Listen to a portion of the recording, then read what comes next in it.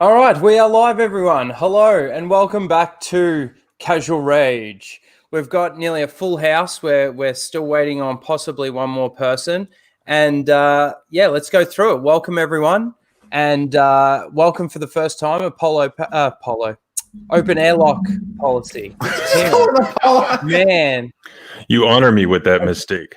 It's a great start, isn't it? I always do this. Pale blue Twi'lek women. Always boom or something at the beginning. God. Ask him to show feet. Tim, how are you, mate? Doing great. Thanks for having me on. Appreciate it. No problem. Always good to be on stream with you, Lethal, Mara, and Greg. Of course. Welcome, Greg. Good morning. Had your Mountain Dew this morning? I have my 2-liter bottle sitting right to my left. Nice. I don't even fuck around with cups, just right out of the 2-liter. I've been staying off the Coke and I've been drinking juice at the moment. Had a bit of a headache today, so thought too much Coke's not good. Lethal, how you doing, get your mate? Sugar from orange juice, sorry. Yeah, it's mango nectar. It's awesome. Lethal, how you doing, mate? Feet real, simp for blue Twi'lek women. I'm a Greek god.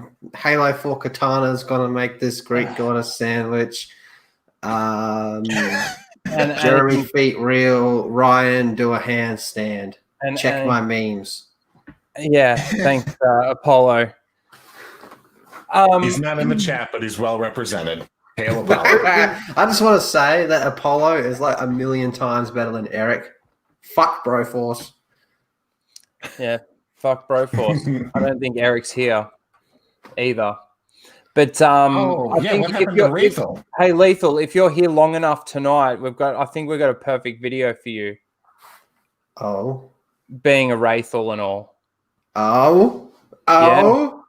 Yeah. You're just gonna have to hang around for it. Mara, how you doing?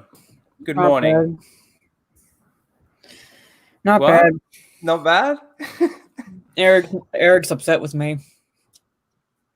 Eric. Why? Because he doesn't like, because I type in ban Broforce, fuck Broforce, things like that in the chat, so he's a little upset with me. No. Fuck Broforce. Fuck Broforce. Oh, so he was not happy. He was not really happy with me during the RK3PO stream last night. Well, I think you've got a fair point. Fuck Broforce. I don't see any faults in your logic there. I have to ask, like, Broforce is like a real game, right? It's an actual game, yeah? Yeah. So it's at least retards. look it up to see if it's a thing. Is it a thing?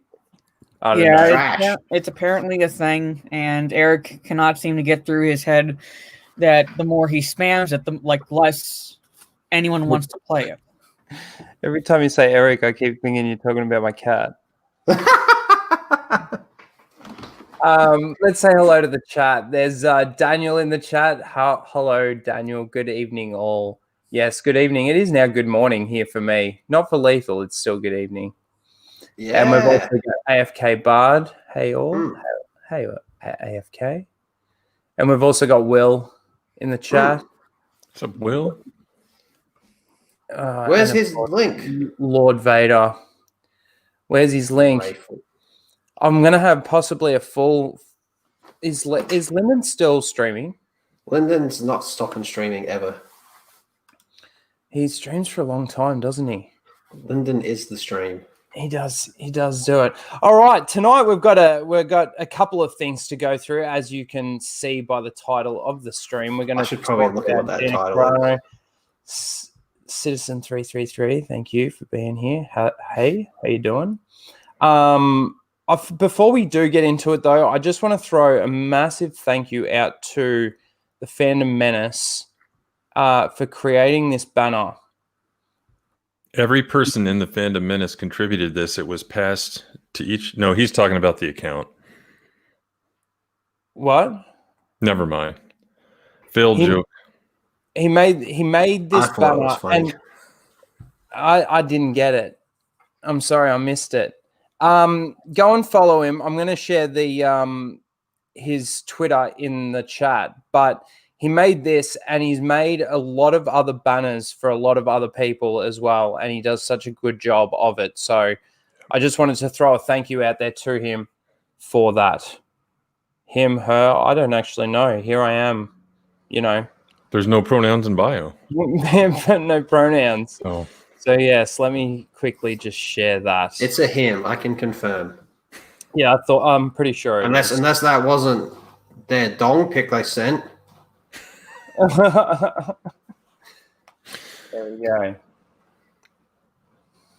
All right. So let's get straight into it, shall we? First thing that I wanted to talk about, and I want to get straight into it because the video last week went for so long. I know this video is a lot shorter, but it went for so long that we were going for like 3.5 hours, and it was like nearly 4 in the morning for me. So it got too long. So we're not going to go that long. But the first thing that I wanted to get into was the whole Gina Carano stuff that's been...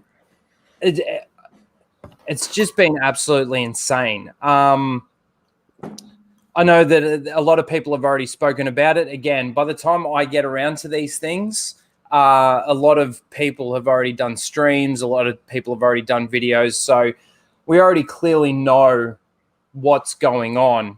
I'm going to bring up my screen just quickly because I think this was the last tweet that she put out in regards to all of it. And she's now taken down the pronouns out of her.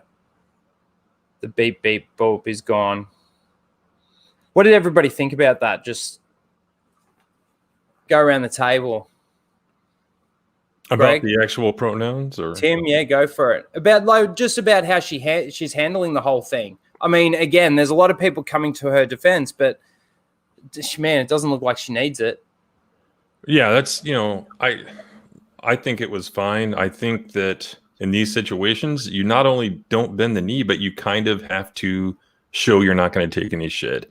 At the same time, logically explaining that you're not against. She's come out and said she isn't hateful of trans people. She said that from her own mouth, and this is just something to mock the people that do this, which I think is a very small minority of the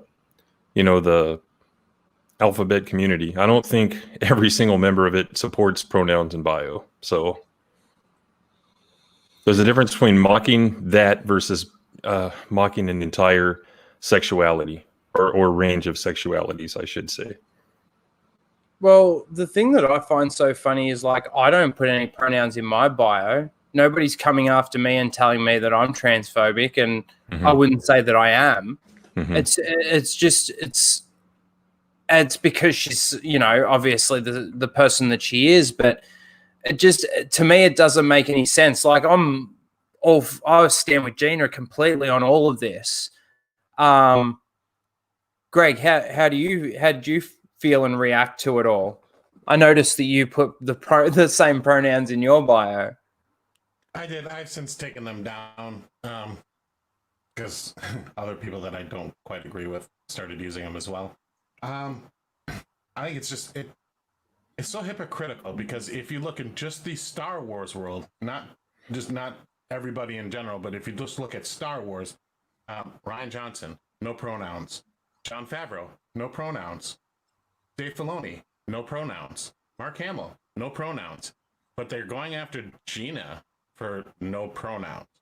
Like, so it's not even consistent within the Star Wars community. It's like she's not even the last cast or person involved with Star Wars that hasn't done it. It's a bunch of piling on garbage. That being said, it's like it's not that huge of a story. I like the way she's reacting to it. I like the fact that she's not backing down because it's just stupid.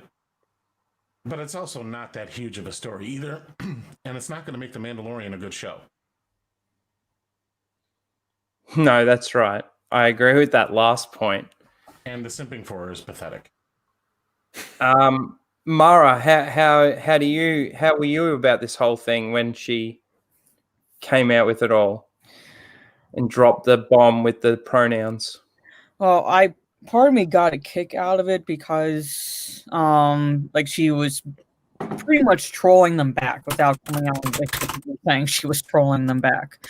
And these people, I can't get over the fact that if you would all chastise them about having pronouns in their bio, because let's face it, if you can't tell, then that's on, if a person is a he or she, then that's on that person. Like they're either, fuck ugly, or like they're so androgynous you can't tell one way or another, and that's on them, not you, pretty much. But at the same time, it's like you tell them, I don't need pronouns in my bio, and like you really shouldn't either. They think that you're invalidating their opinion, and I'm like, well, no, you're still a fucking weirdo with an opinion. I'm not taking that away from you.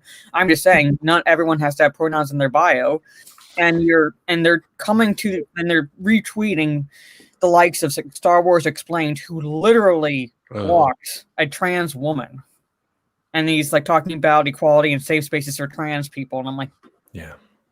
The cognitive dissonance in these people is just astounding most of the time. Oh my god, Angry Mara is kind of hot, isn't it? Yeah. Damn. Yeah. Lethal. How did you feel about the whole thing when she did it? I don't really have. I haven't been paying too much attention, in all honesty. Like, I just don't pay attention to what's going on in Star Wars a whole lot. I think, who the fuck cares with what she has in her profile? Just leave her alone. It's Star Wars related. It's fucking Star Wars related. And Greg's right. Half the people simping for him are fucking dumb as shit, man. They were calling her episode SJW when the show came out. They're all going at Drunk 3PO, calling him a simp, and then they're taking screenshots of whenever she likes their tweets, going, "Oh, look, my fucking queen liked my tweet." Like, dude, fuck off. All that type of stuff just completely turned me off from even paying attention to what's going on with it. Wow. Slightly angry Lethal is kind of hot, isn't he? Fucking oath.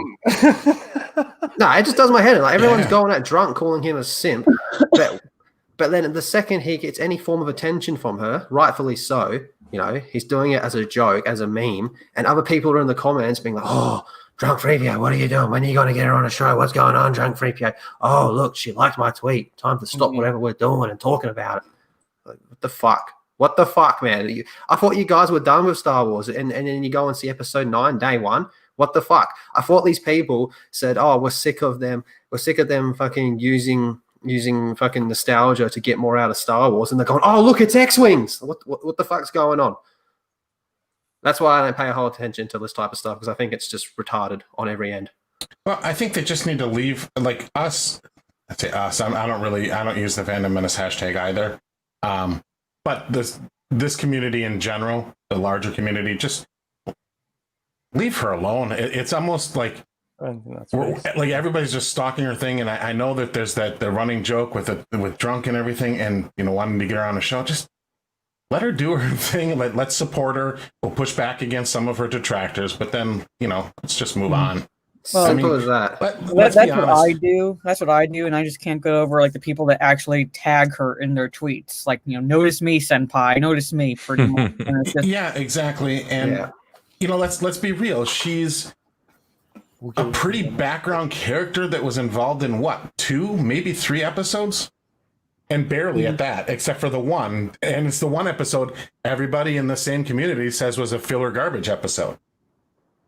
So, I haven't which is it? I haven't watched the season. I'm kind of toying with maybe watching it the closer season 2 comes out, but at this point, I have no desire to watch it. And it's just, they all really started dogpiling on her when she refused to use the hashtag Black Lives Matter. It's really when it all started. And it's more or less like her saying, "I don't need to say this for it to be important. All lives matter," pretty much. But because she refused to bend the knee, then they started dogpiling her. Then she kind of made fun of pronouns in the bio. So now all of a sudden she's transphobic. Yeah. Well, there's the mask one too that they piled on her for too. Yeah, well, I don't wear a mask. I only do it because certain businesses are anal neurotic about that. If I want to go in to do any shopping, but I walk around outside no mask. I'll even take the mask and put it underneath my chin. Like, my mouth and nose are wide open. Like, what the fuck are you gonna do about it at this point? And it's just, it's like they're arbiters of the moral high ground and don't goose step at all. And with an opposing opinion, well, let's put it the way: don't have an opposing opinion. You goose step to theirs. Otherwise, you have an internalized misogyny, or you're transphobic, or you're racist, or you're sexist, and you're calling women like me, all those things. And I'm like, okay, fine. I'm not. Well, joke's on them because I'm all of the above. Yeah, so I'm like, you're racist. I'm biracial. You're a sexist. I'm a woman. You have internalized misogyny. Well, good fucking riddance to you. I don't need you. I'll hang out with these people. Yeah. Yeah, you don't need to be around those angry lesbian Mars. Come hang out with us. So yeah. Yeah, but all these attitudes and stuff that they have, it's all fake, and it's all to generate outrage so that they can profit from it. You know, they don't want to prosper the old-fashioned way by working hard, so they generate outrage and they try to ride that. You know, it's like you just said, if it's not this, it's something else. And I think that's exactly what I said in my last. And when I say last, I mean, I don't think I'm going to make another one on Gina because it's kind of played out, but that's what they do. It's an outrage factory. If you bend the knee to something else, it'll be the next and the next and the next. And that's how the intersectionalists and radical feminists and all of them do it. So fuck them. What I didn't get about it was how quick they turned on her. Yeah, they were fucking this time last year, man. They were like, it was the other way around. She was their queen this time last year because she was the badass female. They're always looking for a target, though. Well, who can we wreck today? Well, and a lot of it was because of Pascal, because he's kind of the opposite of her, not necessarily politically, but just in philosophy and how you address that kind of demand. So next to each other, it's like, hey, look how great he is. He's doing the BLM stuff. He's doing the pronouns and all this. And next to him, she's kind of like, oh, you're just there. Why don't you have all this? So, and that's kind of like, it goes back to her picture, right? The one of the German regime from the 20th century that tried to dominate the world. Yeah, I won't say the word, but that's exactly what it is. She was standing out from the crowd. So yeah, she doesn't really fit in with modern Star Wars, though, does she? No, not with the current they're sort of taking. But that's so funny that you mentioned that, Lethal, and I'm glad that you mentioned that open with your previous video. I asked you to bring this up. Were you able to find it? Yeah, we can start with the authors and the guy from the EA games that's been working on Squadrons. Whatever you think's better to show first or whatever. There's people. Go on. I was going to say one more quick thing about Gina and our fan community. I guess, if you're going to preach, don't want politics and everything, keep it out of Star Wars and everything. But then, like you elevate a particular actor on a show to stratospheric levels because of her politics. You're kind of a hypocrite. Yeah. Like she's a minor character in the TV show. She's like not fucking like Darth Vader, okay? Like I like her. I'm not taking shots at her, but like to elevate her because of her politics is kind of the same thing that they do with their favorites. So like if you don't want politics and stuff in Star Wars, then be consistent. Keep that shit out of it and just let her character be the character on screen, and her personal life and her personal politics is the same. Like I hate Mark Hamill's personal politics. I can't stand him. But I still like Mark Hamill. I still am a Luke Skywalker fan, and what they did to The Last Jedi was atrocious. Yeah. Are you good? Are you good to go, Tim?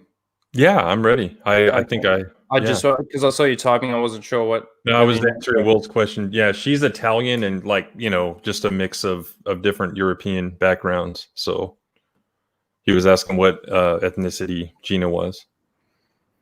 Okay. So what are you sharing here? Can you see it now? So, I'm on the wrong. I have that paused. Sorry. Hang on. Is that it? Blame Broforce. That's it. There it is. So that's the one.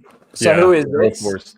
So I don't know who this Nancy is, but Mitch Dyer works for EA Games, and he was the quote unquote head writer on this Squadrons game that's coming out.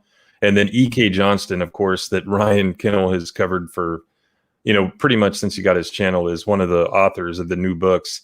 And she's one of the worst of them. But yeah, he's sitting here saying, I've been trying to articulate my thoughts into something coherent, but I'm just so fucking tired of transphobes dominating my favorite media, which is so ironic. I mean, come on. I straight up do not care about Mando Season 2 right now, which sucks. Several incredible people are working hard on something I'm sure will be spectacular. But when bigoted cast members start bullying people they hurt, I have to wonder if they're going to step in. And they being, I guess, like the cast members and Lucasfilm, or if we're going to step away. And then EK goes on to just say that it shouldn't all be shouldered on Pedro to do it, which, according to the video that Ryan Kinel put out yesterday, it sounds like there was some other backstage drama. But yeah, this guy is full of shit. And see, they're just going on this assumption that she actually is a transphobe and she is bigoted, and she's not.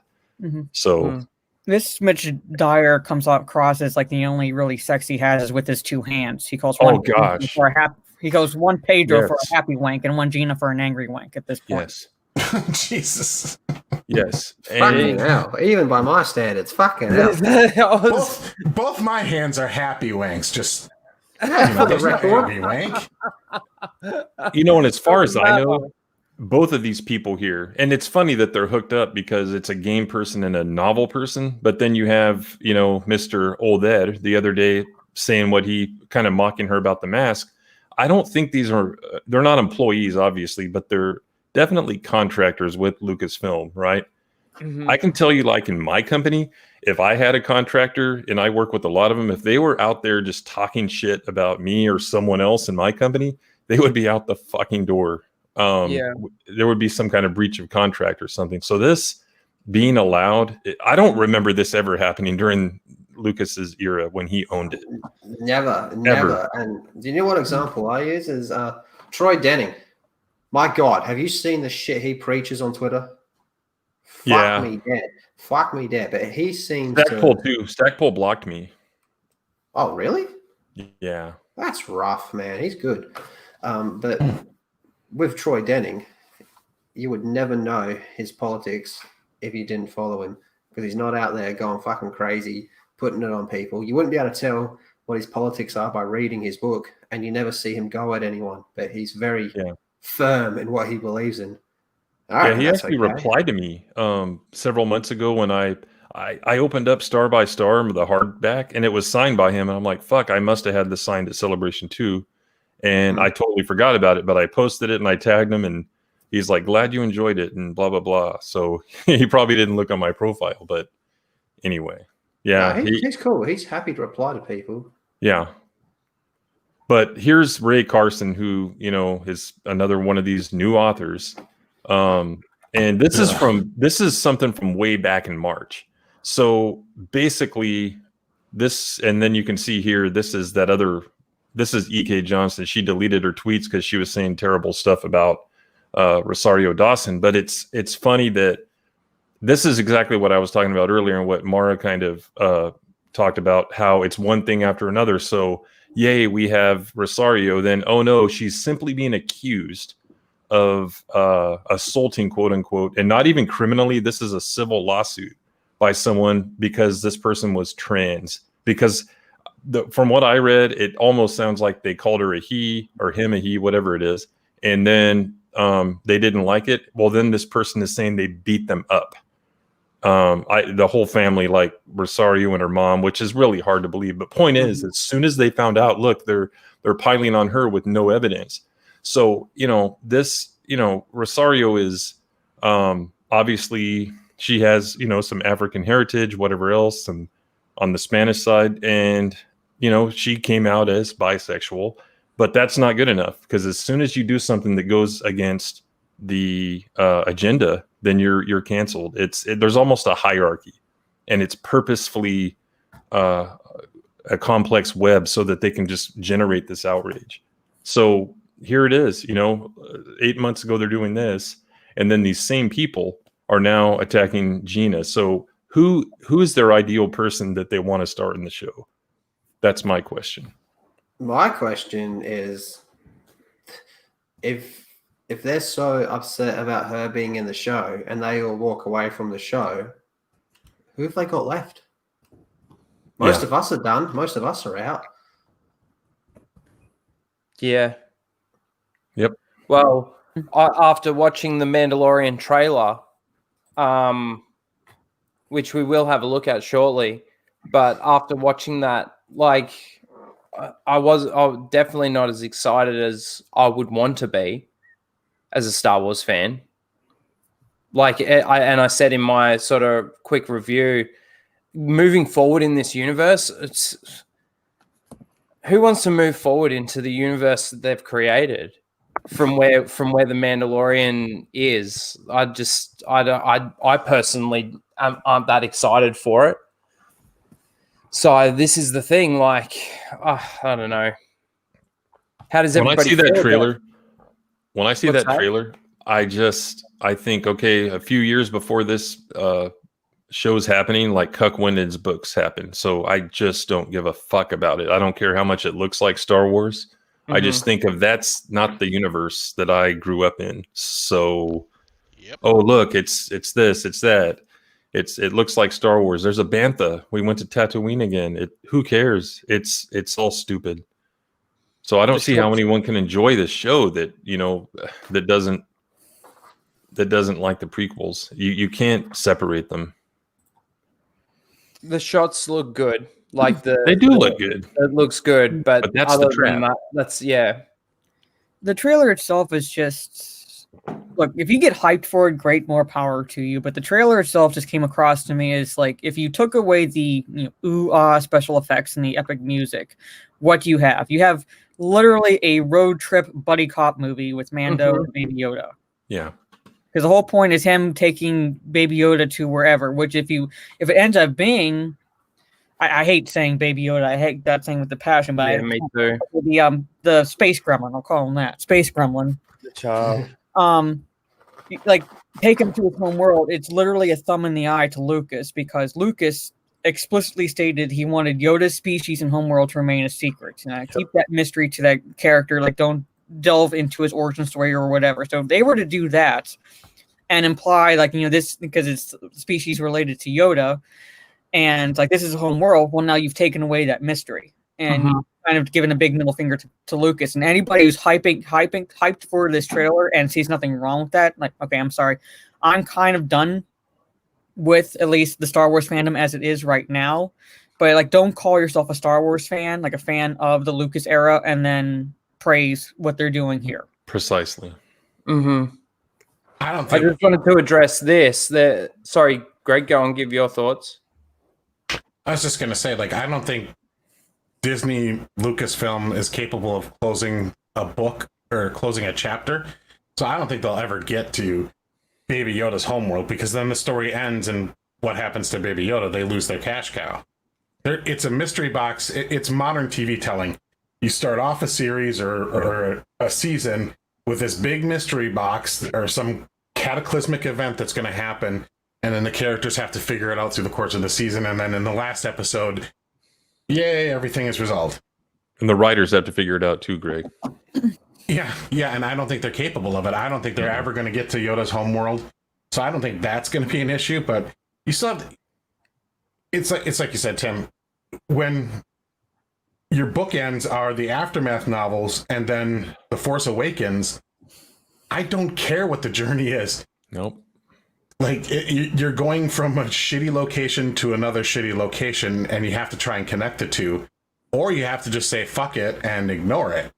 Well, that would be interesting if they just decided to say fuck it and ignore it and not try and make the two ends connect. But the whole time I'm going to be watching the show, it's going to be like, where the fuck is Luke? What the fuck is the Republic doing? What's going on? Who's running the show here? Like, how, if you've read Aftermath, how is Moff Gideon still around? Yeah. How are there anybody from the old Empire? They're all gone. They're all dead on Jakku or fled to the unknown regions. Yeah, correct.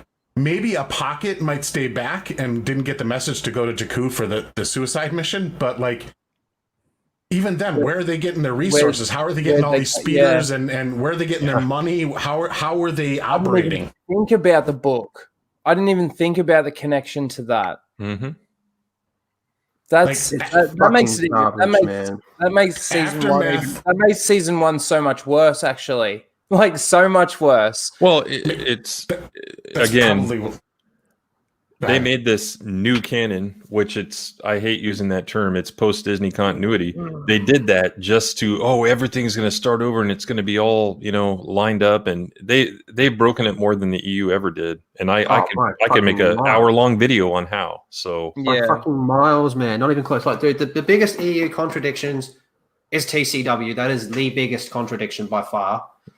And probably... you could argue Labyrinth of Evil, which I really like, has some contradictions as well. I got that coming in the mail, actually. Labyrinth of Evil? Mm-hmm. From Rev Kev. I think that's one of the ones he's sending me. Oh, no. Bringing Chuck Wendig into this. Yeah, well, hail. Yeah, but I think it's pretty commonly known that TCW was the biggest contradiction. But anything... I read the Aftermath trilogy... because I gave it a shot, and the first one I thought was just, I don't know. I thought Chuck Wendig was a 4-year-old with fucking Down syndrome when I read that book. It's seriously like it's written by someone that's failing kindergarten, man. It's just random passages of nonsense. Like it doesn't make any sense. I will say the trilogy got better, but not by much. But that book, holy shit. I read that and I'm like, wow. So we went from Thrawn trilogy to this. Yeah. Okay. But the whole idea that the Emperor left instructions for this admiral to commit suicide with the remaining Imperial forces because if he died, then they're not good enough to live is really stupid considering when you factor in the sequel trilogy that he had an escape plan for when he died. Like, why would he simultaneously have these clones that he can transport himself to and leave instructions for because the Battle of Jakku is literally the Imperial forces committing suicide. Yeah. They literally go there to die and get destroyed. Because that was the Emperor's like final wish is like, well, if I'm not going to live, then neither should you. But the Emperor had the plan to be in a clone. Like Aftermath did a lot of fucking damage, and I read it because I was really curious after seeing Force Awakens or knowing about Force Awakens. I didn't forget about the timeline when I started reading the books, but I was curious to be like, well, wait a minute, how did the First Order come to be, and what happened to the Imperials? Because I was used to the Thrawn, like that. And there was also the Bloodlines. There was also Bloodlines as well, which. Yep. Bloodlines was better than Wendig's book, and it takes place, I think, in around like 28 ABY. So in 28 ABY is a little bit more distance from Wendig's book, so it made a little bit more sense. Leia was ostracized because she was exposed as Vader's, daughter. You had that whole thing. It made a little bit more sense, but then again, you factor in the 28 ABY, Luke Skywalker was still around and fine. That means between 28 ABY and 33 ABY, Luke Skywalker and the whole Kylo Ren thing, and he disappeared. So like Luke's been in hiding for like a couple of years. That's it, as of the time of the Force Awakens. So for people to think that he's a myth is extra convoluted because like he was operating as a Jedi in public just a couple years ago, a few years ago. Like we're talking like less than, like you remember the last presidential election, that's less time. Like Trump has been in office in more time than Luke was in hiding. Yeah. That's how dumb it all. How ridiculous is that? I wanted to address timeline from Return to the Jedi to Force Awakens is just utterly fucked up. Yeah. I wanted to address this. I wanted to address it earlier. Lord Vader came up with a great point in regards to the characters like Ahsoka and Boba Fett coming in because Pedro Pascal walked off the set halfway through the season. Like that is just a rumor at this point in time. Like that. Well, I'm hearing that he didn't just walk off. He actually tried to go over Favreau's and Filoni's heads because he was upset that Mando had to keep his helmet on for much of the season. And I'm like, well, would you say it was mandatory? No, don't take his job away. That's his skill. Don't take that away from him. But Chuck. no, he was upset because I guess he wanted to show his pretty face to the world more often. But then you did season 1 and you had the whole spiel of Mandos don't take their helmets off. Okay, well that breaks continuity right there, but okay, fine. Moving on. But now he wants to show his pretty face to the world. Favreau's no. So he goes over Favreau's head to talk to Kathleen Kennedy. Favreau gets pissed and he goes, you know what, we don't need you because Mando doesn't take his helmet off. So we can just literally hire a guy with the same body build as you to walk around and just have a voice actor. Pretty much. Yeah. But it's a modified voice anyway. You can't exactly have the show, and they're trying to keep people in with nostalgia at this point. So we have to have a Mando. Who do we have? Oh, we have Boba Fett. Well, we know he survived in the EU. We're gonna figure out how to do it in Disney continuity, but he survived in the EU, so we'll just bring him for one or two episodes. And Ahsoka, well, people love Ahsoka. So bring her along because we have Space Gremlin, who's a Force user at this point. So we got to have Ahsoka train him. You're basically setting yourself up for failure at this point by doing everything they're doing, and it all results, if this is true, all results on Pedro Pascal throwing a prima donna hissy fit on set. Does Disney have a retcon so Boba is a Mando again? I don't know what they're doing with Boba Fett. Honestly, if they, oh man. And I've asked this before, but I keep forgetting. Does Disney have a Mandalore? Yes, because Clone Wars does. Yeah, Clone Wars. And who was Mandalore in Clone Wars? Oh, you mean the title? Is that what you mean? Yeah. Oh, yes. I don't know. Yes, in Rebels they no, even in Clone Wars they reference Mandalore. Okay. Who was it then? Mandalore. I don't know. They I'm trying to remember. But they do reference someone being Mandalore. They do reference, yeah. Okay. And what doesn't make any sense. I've watched it so many times too. This could arguably be how the trailer is cut, but I guess apparently this character is supposed to have been a kid at least during the Clone Wars era. So why does he need any explanation for what the Jedi are? What did you think of the trailer, Ryno? Did you watch my thing on it?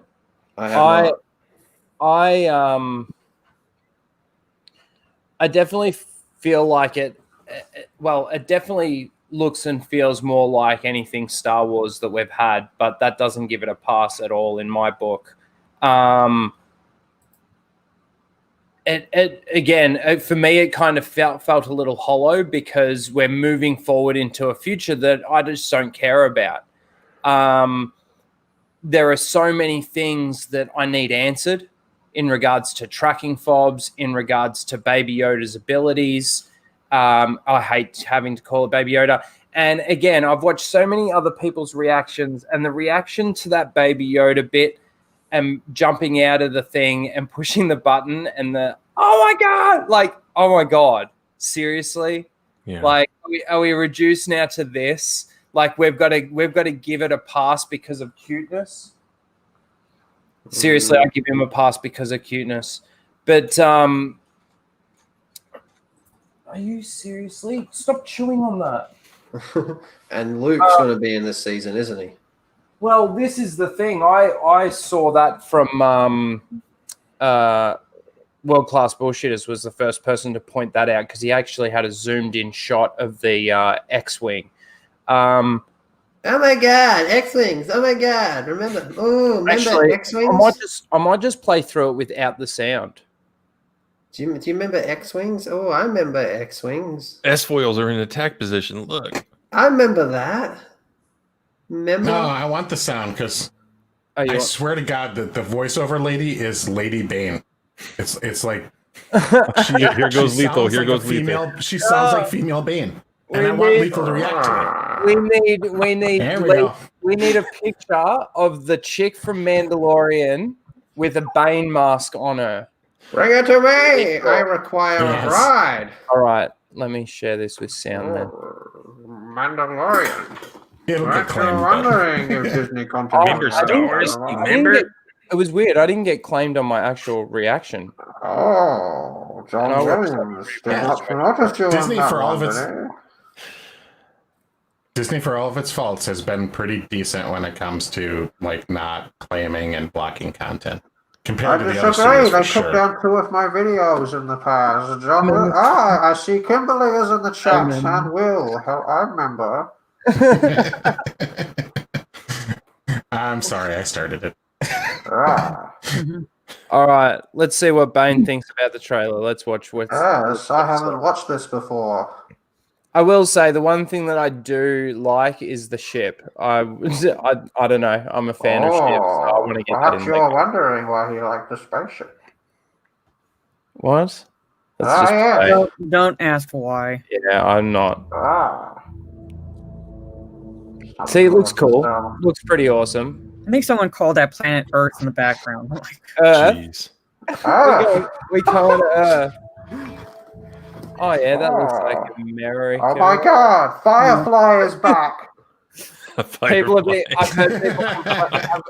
I've heard people complaining about the back being open and why aren't they being sucked out? But Pushed out, but yeah, it's Okay, hold on. Just to be fair, people are complaining about that. Also, loved the Vader scene in Rogue One, and there was a big ass opening on that one. It was a big ass. His cape was blowing like Batman. Speaking of the Bat, Yes.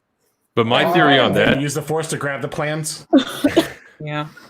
my theory on that is that it's unmanned and it's like heading toward a beacon or something. Oh, wow! Say that, Bane. Star Wars is yours. Star Wars is yours. Take it. I don't fucking want it anymore.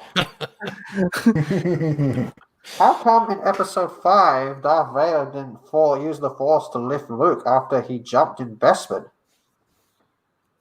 Mm-hmm. What? That would have been pretty cool. Yeah, like where he jumped, he would have been like, "Ah, gotcha." Yeah, you're not going anywhere, you little bastard. True. Fair point. Why didn't he do that? Let him Darth go. Vader is a simp. Show me the one whose safety deemed such destruction. See what I mean? Female Bane. That's female Bane. Show me the one. What? What did she say? Show me the one that deems such destruction. Something like that. Will you stop playing with the Ghostbusters for God's sake? Oh, do you feel He's just knocking them over. I keep putting them up. He just knocks them over. Apollo's here. Yes, I called Open-Airlock Apollo. Sorry, yes. Apollo. Sorry, Open-Airlock. I don't know. All right, let's just continue with this crap. Okay. You must reunite it with How does everybody feel about, like, I hear people complaining about the graffiti and the lights and it just looking like a I modern... don't give a fuck either way. Okay, also, these people, Thank I don't know, complaining about the graffiti. I mean, I don't know how many of them exactly are, but if they're complaining about the graffiti and then love Rebels when you had the Rebel Without a Clue, Sabine Wren, actually literally spray painting in a Star Wars cartoon. Yeah. Rebel Without a Clue. That's pretty funny, actually. I hated Rebels, but I don't give a shit about the graffiti. I'm like, don't praise one and complain about the other when you have two examples of the same thing happening. So you either hate it or you gotta hate it or you don't. But point being, I'd like to see where they filmed this to see if it was just some lazy stunt or if they actually did it on purpose to make it kind of look with the lights. It looks like a backlot to me. You know what I mean? Yeah. So I don't know. Yes, Steph, he did. Mm-hmm. Unkind. Where? See, again, great looking shot, I think. But Tatooine. Woohoo! Remember? Yeah. Yeah, I don't know. This Dune's looking a bit weird to me. What do you mean? I thought Dune was about space worms and Oh, shit. Dune. Nice one. The Both have TRoS. spice. The songs of eons past tell of battles between Mandalore the Great. Kill it. Oh, they just said it. Mandalore the Great. Yeah. Yeah, eons past, and I'm like, It's referenced, definitely. Mhm.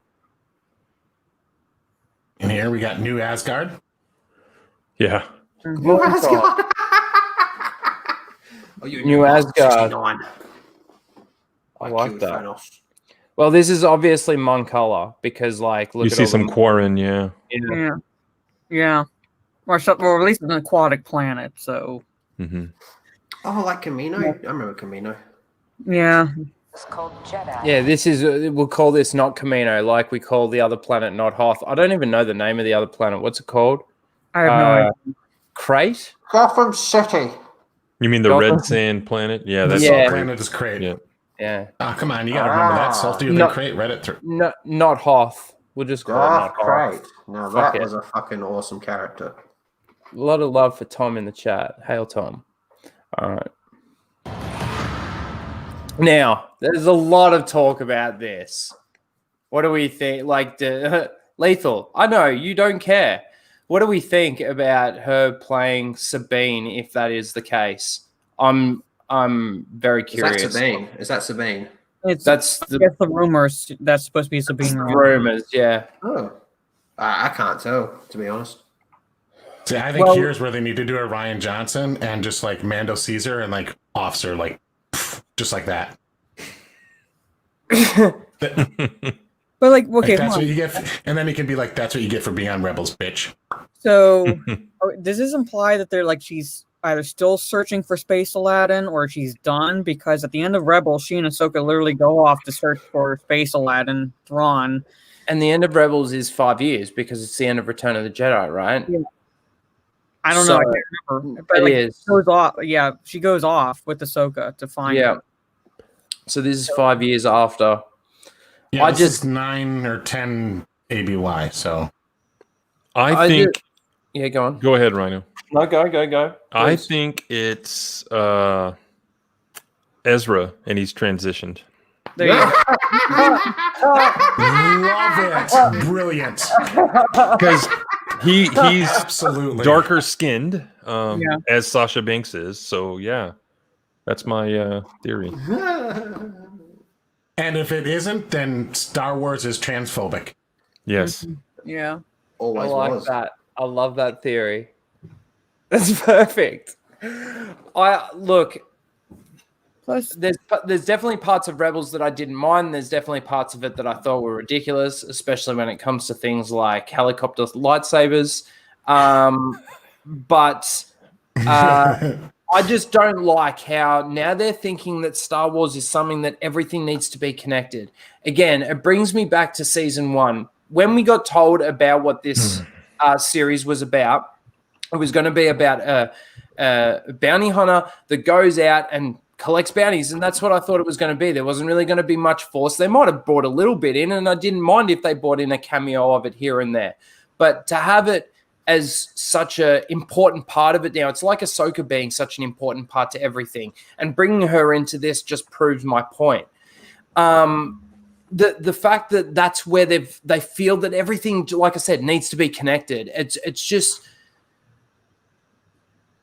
The episode, sorry, I just wanted to finish. The episode from season 1 that was the best, that I think, was the one where they broke into the prison thing. And that was because that's what it was supposed to be originally. And everybody called it filler, the filler episode. Because everything became about Baby Yoda. mhm. And now The plot of everything that in season episode- 2 is about Baby Yoda. Go on. The plot of that episode is good. The characters in it are all like comic book character ripoffs. Like the chick is Harley Quinn. what's her name? It's Harley. All the characters are such That's the first thing I thought of. one-dimensional cardboard cutouts of other characters and other things. Because it's just one episode, and they're like, "Well, fuck it, we're just gonna make them over the top, cookie cutter villain characters." I would have liked to have that group be like a reoccurring foil to him trying to catch bounties. That would have been a decent show, and that would have worked. But they didn't do a good enough job with the characters in that episode. They were too over the top. It looked like Mandalorian. I agree. Yep. And it just doesn't make any sense that she would be in this outfit because, like, she had no problem walking around in some quasi Mando gear for the entirety of Rebels. Correct. Like, why I is she agree. all of a sudden in robes? Yep. And why after, especially the war, is she in robes? Why is she in hiding? Okay, so let's go off on a completely different theory. Is this a Jedi? And if it is a Jedi, what are your thoughts on that? So this, like, you've got to think, this is 5 years after Return of the Jedi, right? So if this is a Jedi at this age that's out there, think about that and the consequences of that, of the original trilogy. So again, I mean, that just comes down to having Ahsoka there as well. But how would you feel if that was a Jedi? What if it's an Inquisitor? I mean, there's just as much of a chance as that as a Jedi, right? That's true too. I didn't even think of that. Is Luke training people by now? We have no fucking idea, I don't think. So does anybody know that? Like, has he started his? Well, this is not the EU continuity. This is Disney it's continuity. not. So I could tell you in EU, but I don't know this shit. yeah, so we can't say, we can't even say if like Luke has even established his Jedi Academy or not. So if he hasn't, and they have her there as a Force user / Jedi, you're again taking away from Luke. Yeah. So does Lord Vader or anyone in the chat know if when he starts his academy? Yeah, answer because that. It would be fucking stupid if Ahsoka goes off and she creates her own, and that's exactly what Filoni would do. You know, she'd have her own like academy and apprentices and stuff. It's not Ahsoka because Ahsoka's got the paint, like the white like triangles on her cheeks. She's got the orange skin with the white. It's like it definitely not Ahsoka. Everybody freaked out, I think, when they first saw it and thought that it might have been Ahsoka, but it's definitely not. No. Let's play a bit more of this. Expect me to search the galaxy and deliver this creature to a race of enemy sorcerers. So that's the other bit that makes me think that it's a Jedi, because he mentions it as enemy sorcerers in the trailer and then it disappears. But I suppose Sabine would be able to do that. She used to be good at sneaking around in Rebels. It just doesn't make sense for them. I mean, I understand how like they would at least consider Jedi like sorcerers, but this woman sounds like, you know, she's older than Mando. Mando was a child during this Clone Wars, so again, it's like, how do you not have an idea of what the Jedi are? Why are you calling them sorcerers? Just fucking say Jedi. We know you want to at this point, so yeah. Well, does anybody think that we're going to see Bo-Katan? At this point, they're going to throw every character they have. Everybody. Yeah, you're absolutely right. We're going to get absolutely everybody, and that's what's going to destroy it. Fuck Baby Yoda. I completely agree with that, but I also want to say, fuck tracking fobs. Like, in my most recent video, which, please, if you haven't watched it, please go and watch it. It's on hyperspace and the continuity issues that Disney have destroyed the continuity with. But in that, I was explaining how us as fans have put these things in place to be able to justify to us how they work, right? So when it comes down to something like tracking fobs, it's like, you need to now tell me how this works. We're not getting any extra material, which I don't like the homework factor to Disney's Star Wars, the fact that you've got to read this book for this to make sense. But I need something. You need to give me something, and it can't just be the blood type. You know, it needs to have some better explanation, because, and I don't know how they could. I try and actually think of, can anybody think of a way that they can make tracking fobs work in Star Wars, in the Star Wars universe, based on what we've seen, to make it actually? Can anybody think of anything? I'm curious. Unless at birth, everyone is injected with a chip or something. I don't know. Because like, to add technology into something, they can sort of add devices and this and that whenever they want, but they've still got to be able to explain them. They can't. But like, even in the Star Wars EU, I mean, I have yet to be able to watch your most recent video on hyperspace, but even within the Star Wars EU, you were still able to track someone through hyperspace because you could see the trails. So it's like, why they would even require that in The Last Jedi to figure out where the Resistance is going didn't make sense. Mm-hmm.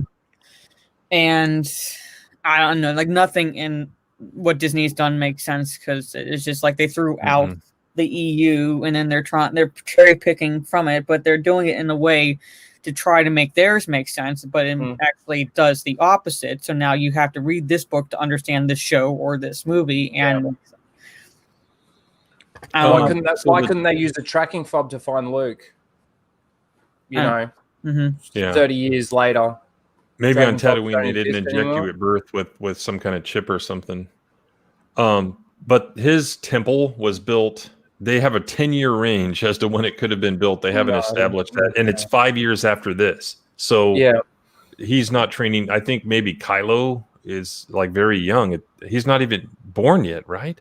He's 29 when you see him in The Force Awakens. So he was he's not very old then. So he's like 4 or 5 years old. Maybe? Well, if he's 29 in The Force Awakens is what, 33, 34? So it's probably 30. He was born like a year or so right after Endor. Return of the Jedi? Yeah. So he's about 6, 7. Yeah. So that'd be about 4 or 5. He'd be what? Yeah, he's 3, 4. So from what I could tell, he really didn't start getting trained by Luke until he was, I don't know, like a young teenager or something. Luke's never farted, like, ever. That's but it's dumb as fuck if they have Ahsoka out there with her own like little Jedi training faction. It's just more Filoni standing for his own character. Let's watch a bit more of this, eh? Yeah. And this is the other thing too, like the fact that Baby Yoda is so cute gives this all a pass. You know, I'm sorry, I'm not on that bandwagon. I'm really not. I like that. Let's play some more of this. 3 seconds. Yeah. every frame of pause. It's because I saw the baby. Sorry. No, that's fine. What the hell is this? The ship? We want a fishing boat. Because there's never been a fishing boat before. Look, even if that's a Mon Cal like colony, they're technologically advanced people. Wouldn't they, just like in the EU, wouldn't they have some kind of underwater skimmers that go really fucking fast? Look at this. Well, it's steaming along. They built spaceships. They literally did that in the Clone Wars because there was like episodes when they were fighting on Mon Cal. Yeah, but here they are steaming along at 3 knots. So yeah, I don't know. It's like Ray's sailboat. All right, so this is where a few people are predicting that this could be Luke and that could be R2. I mean, I don't know. Based on what? That it's an X-wing? That's really... I'm sorry. Well, if you actually zoom in... that there's only 6 of them. So what? It could be. If you actually zoom in... I can't zoom in from here, but like again, it's the only predictions are based on the fact that that's got blue on the R2 unit. Yeah, like there's never been an Astro blue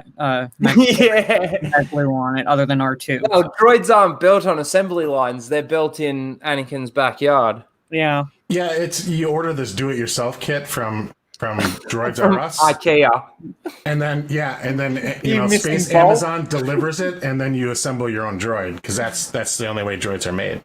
I will say, being a big ship person, I do like the idea of a possible dogfight between like an X-wing and this ship, the Razor Crest. But that's just me. I like the idea of that.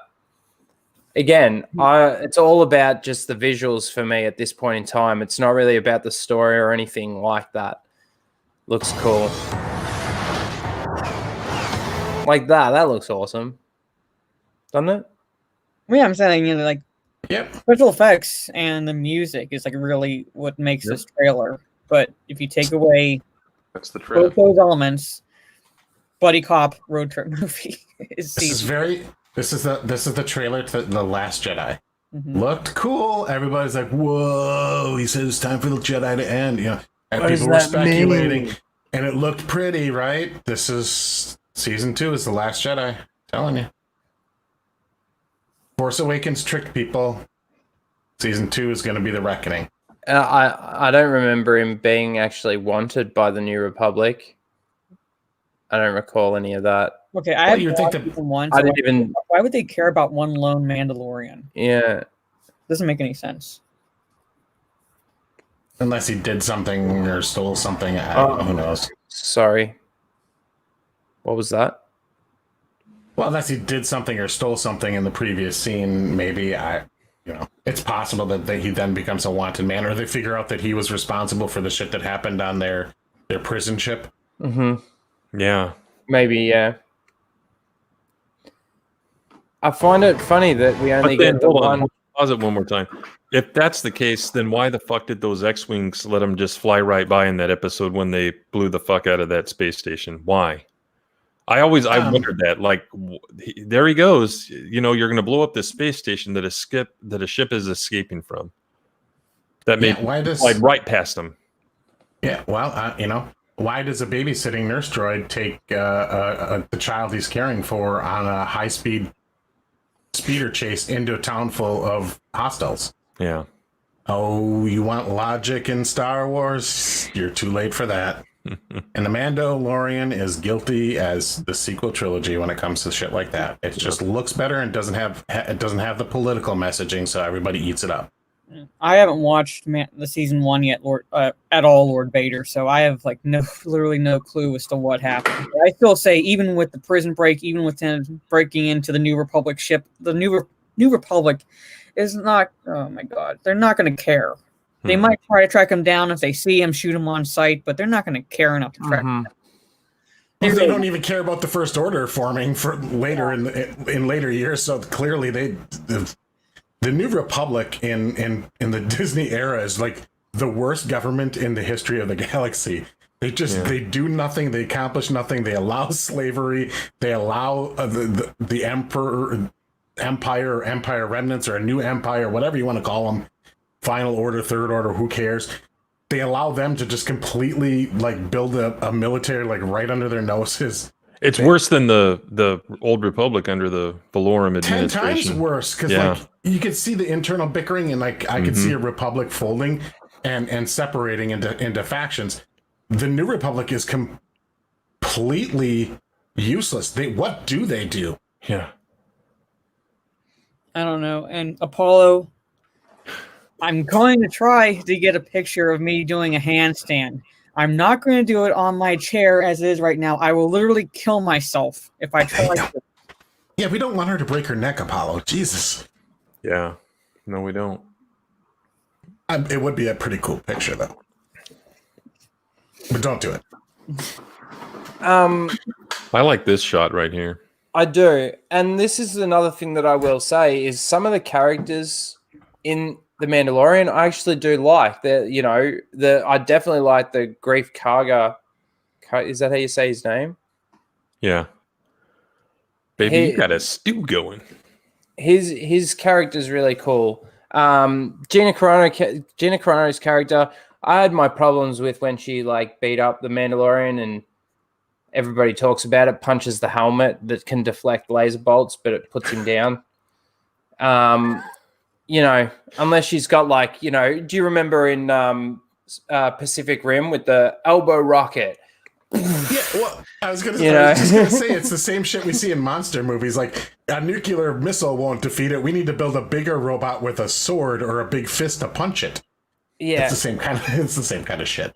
And everybody's going, "Oh, Cara Dune, like I said, I like her. I don't think her character's particularly great. I think she should have ripped Baby Yoda's head off after he tried to force choke her. They were just arm wrestling. Yeah. She did nothing wrong. She should rip its goddamn head off. Oh, but I have my own problems with the fact that he even did that. The Baby Yoda thing even uses the Force the way it does. He's a dirty, evil little gremlin that deserves to be squished. Let me deflect fire. Let me heal. Let me choke. I don't know. Give me an explanation, please. Maybe it's no, never mind. That's not a good theory. But I like that she was an ex-rebel soldier, whatever, New Republic. That's kind of cool. She's a tough ass kicker type. This is a great This right here is a diverse character because, it took a long time for some countries to put women in combat roles. Well, that's one of the causes that these SJWs have been marshaling for years, and here it is. But in real life, she did something they didn't like. So anyway, we've already talked about that. Well, yeah, she's she has a decent backstory. They didn't really use her that much in season 1. Honestly, there was just a couple episodes. You're right. She's gonna be I wouldn't even say she's a star, but she's a reoccurring character. Yeah. Not really I wouldn't list her in the main credits, to be honest with her. And like I said, I like her. Like I'm not trying to hate on her, but like her role and impact in this show is not been that significant. You're just being fair. That's all you're doing. Trying to be. I just want answers, and I don't think we're going to get them because they're flooding it with nostalgia. They're flooding it with new characters. Now there's new stories. They're not going to answer any of the questions that I need to be answered. And I know that might sound ridiculous and selfish, but I think a lot of fans should be asking these questions. And I don't think a lot of people are asking these questions, and they're giving it a pass for cuteness and for the nostalgia and the feel and the this and the that. Like I said, it feels more like Star Wars than anything else that we've really got. It feels like a world that is lived in. It feels like I said in my my review of the trailer, my reaction, that I like in this how they sort of, at least it feels like they're expanding the universe a bit, like they're going to different planets and stuff like this. In the original, the sequel trilogy, we go on a sand planet after sand planet after sand planet. It just, it seems so small and so ridiculous and stupid. At least with this, you're getting a bit of that. Yeah. But that's the only thing that I'm getting out of it. I'm not that concerned about the climates of the planets either. No. But again, like I'm saying, that's the best you're going to be able to mimic anyway. There's just not that many climate. And, the idea that a planet is all one climate, too, I think that's kind of... I get ice planet, because if it's so far away from the sun, it doesn't get any heat or whatever. I get that one. Desert planet, too close to the sun. But, like an all-water planet or an all-land planet or something like that, or not so much. Mm-hmm. Well, that first planet that he was flying to, with the broken ship, that didn't look like an all-sand or an all-water. That looked like Earth, remember? So land and water. Yeah. Normal. Yeah. Let's see if we can get through this.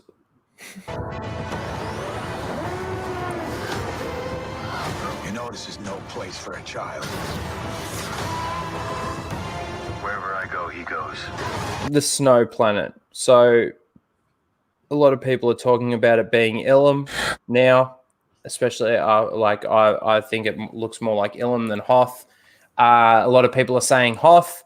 I think it could be the planet that Ahsoka crash landed on at the end of Clone Wars, that Vader went to when it was all snowy and picked up Ahsoka's saber. What are your thoughts? I heard that line where wherever he goes, I go. I want somebody to clip together. Remember that My Buddy toy? That had that song in the commercial, my buddy, wherever he goes. I want somebody to clip the thing, but when it's wherever he goes, I go cut in Mando's voice and a picture of him and then move on. I think that would be kind of an amusing video. Any thoughts on Baby Yoda's my buddy? Get on that, Greg. If you don't get on that, I will. Do it. Sorry, Ryno. Any thoughts on the actual trailer? No? Cool. He goes. So I've heard. Tracking fobs, remember? Oh, cute. Oh, cute. It's cute.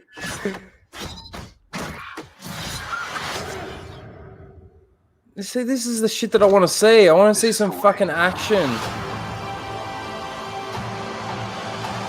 All right. Okay. Gamorreans and tutus.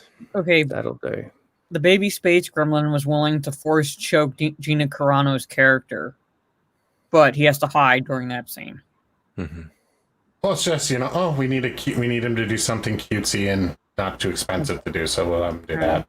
All right. I just want somebody to grab that goddamn thing and like tie it to the back of a speeder and just like drag it through the desert or like some rocky terrain. It's just bouncing off the rocks until the damn thing cracks open.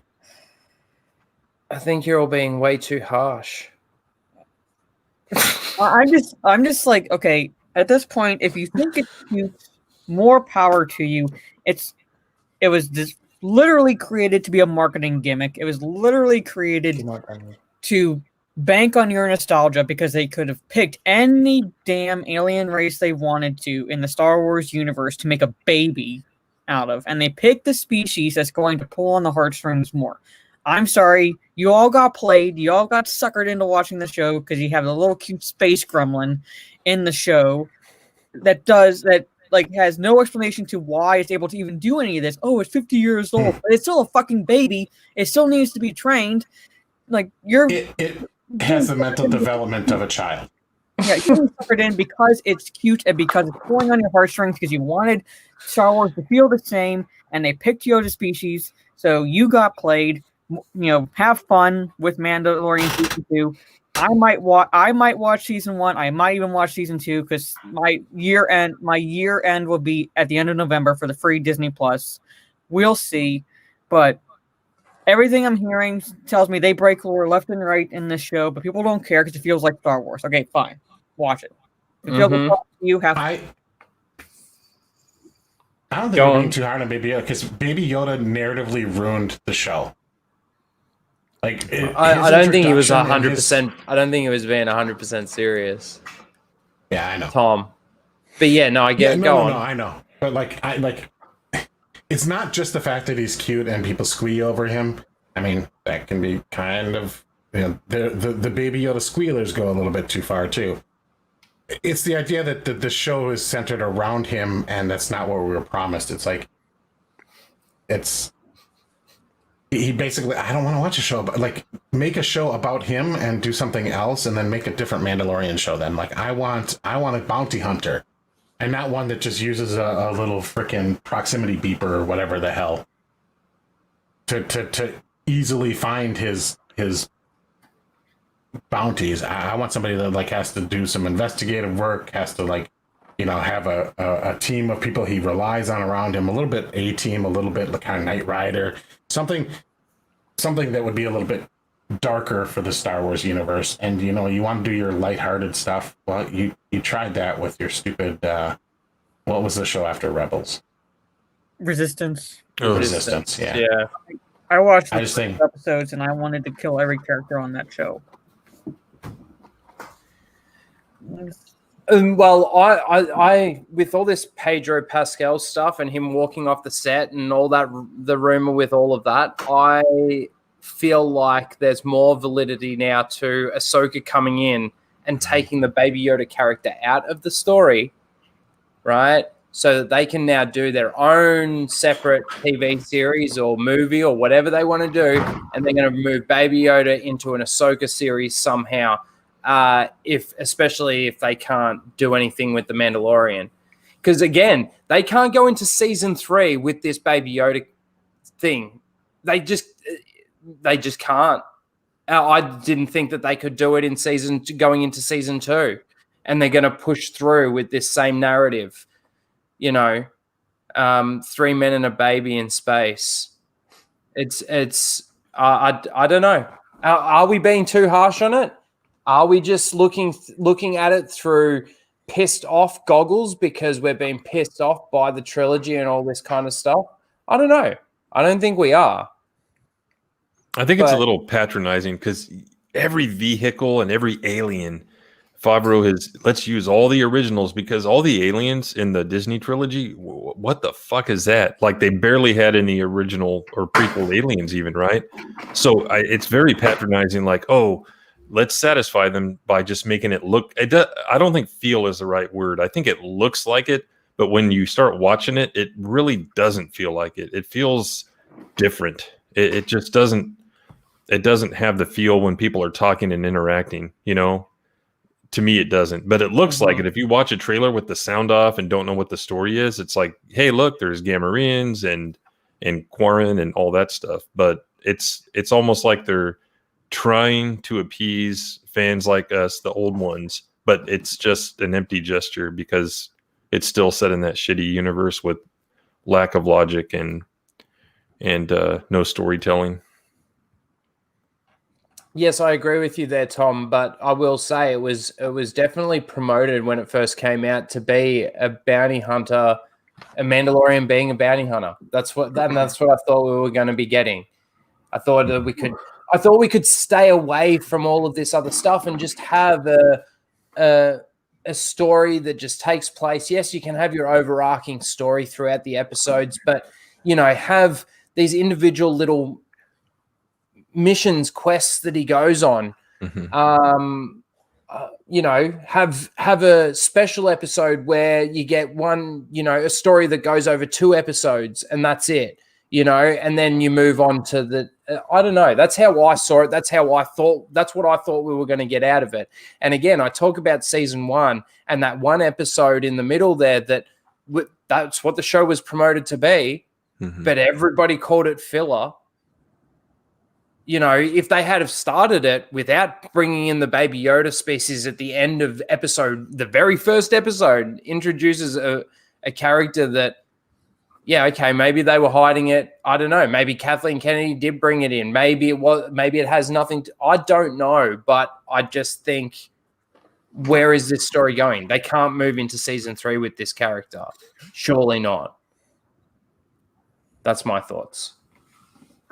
Anyone else got anything to say about The Mandalorian? I'll be real with you. I wasn't watching any of that. I was listening. I wasn't watching. I see Star Wars come on screen, and I just turn off. I kind of picked up on that. I was not paying attention. And Mandalorian, I mean, I can't fucking stomach Dave Filoni's take on Mandalorians. No. So even calling it a Mandalorian show, I think, would be bastardizing it. Well, I'm curious, Lethal, because you're a big EU person, and you've talked about the Mandalorian lore and stuff like that in regards to what this does to that. How do you feel about all of this? Why am I asking you? You don't care. I just don't give a shit. I mean, like, they've been telling me to get fucked for 2 years, so I got fucked. Yeah. Honestly, if that's it. Like, okay. You made it very clear you don't want me. You want these people that fucking flip out over pronouns. Okay. You're going to get more. These fuckers don't have money, but you're going to get more money out of them than you are out of me. Mm-hmm. Yep. It's just like, I don't know. It sucks to say, but it is what it is. I mean, they've been very vocal, and I don't think you can deny that they've been extremely vocal about wanting people like us and myself to not be there. So, okay, I got the message. Yeah. Fuck y'all. Peace. You're back now, though, for Wraithel, aren't you? Yeah. I'm getting back involved. The Ryno stuff is at least entertaining. Well, speaking of Raylo stuff, I think it's a good time to transition and get off. Did anybody else want to say anything about either Gina Carano or The Mandalorian before we move on to our video? Me watch it is if at the end, Boba Fett wakes up and he's like, holy fuck, I just had the most bizarre dream. We're now reduced to Boba Fett having a dream. Yeah, and you'll like this Open-Airlock, and then he goes, yeah, but I still can't go back to Mandalore because of that poison that they got there. Paused. There you go. You got me there back, it is. baby. Yep, there it is. The only thing I'll say, Ryno, is you're correct about Yoda and Baby Yoda, and if they go into season 3 with him, even the Baby Yoda stands are going to get sick of that fucker, and it'll be the worst thing ever for them. Even so, that's all I have to say. Well, imagine if we go into season 3 and we get like teenage Groot, like teenage Baby Yoda. Oh my god, can we have emo? Can we have emo? It's not a phase, Mum Yoda. Playing video games. Smoking weed. With a croaky voice.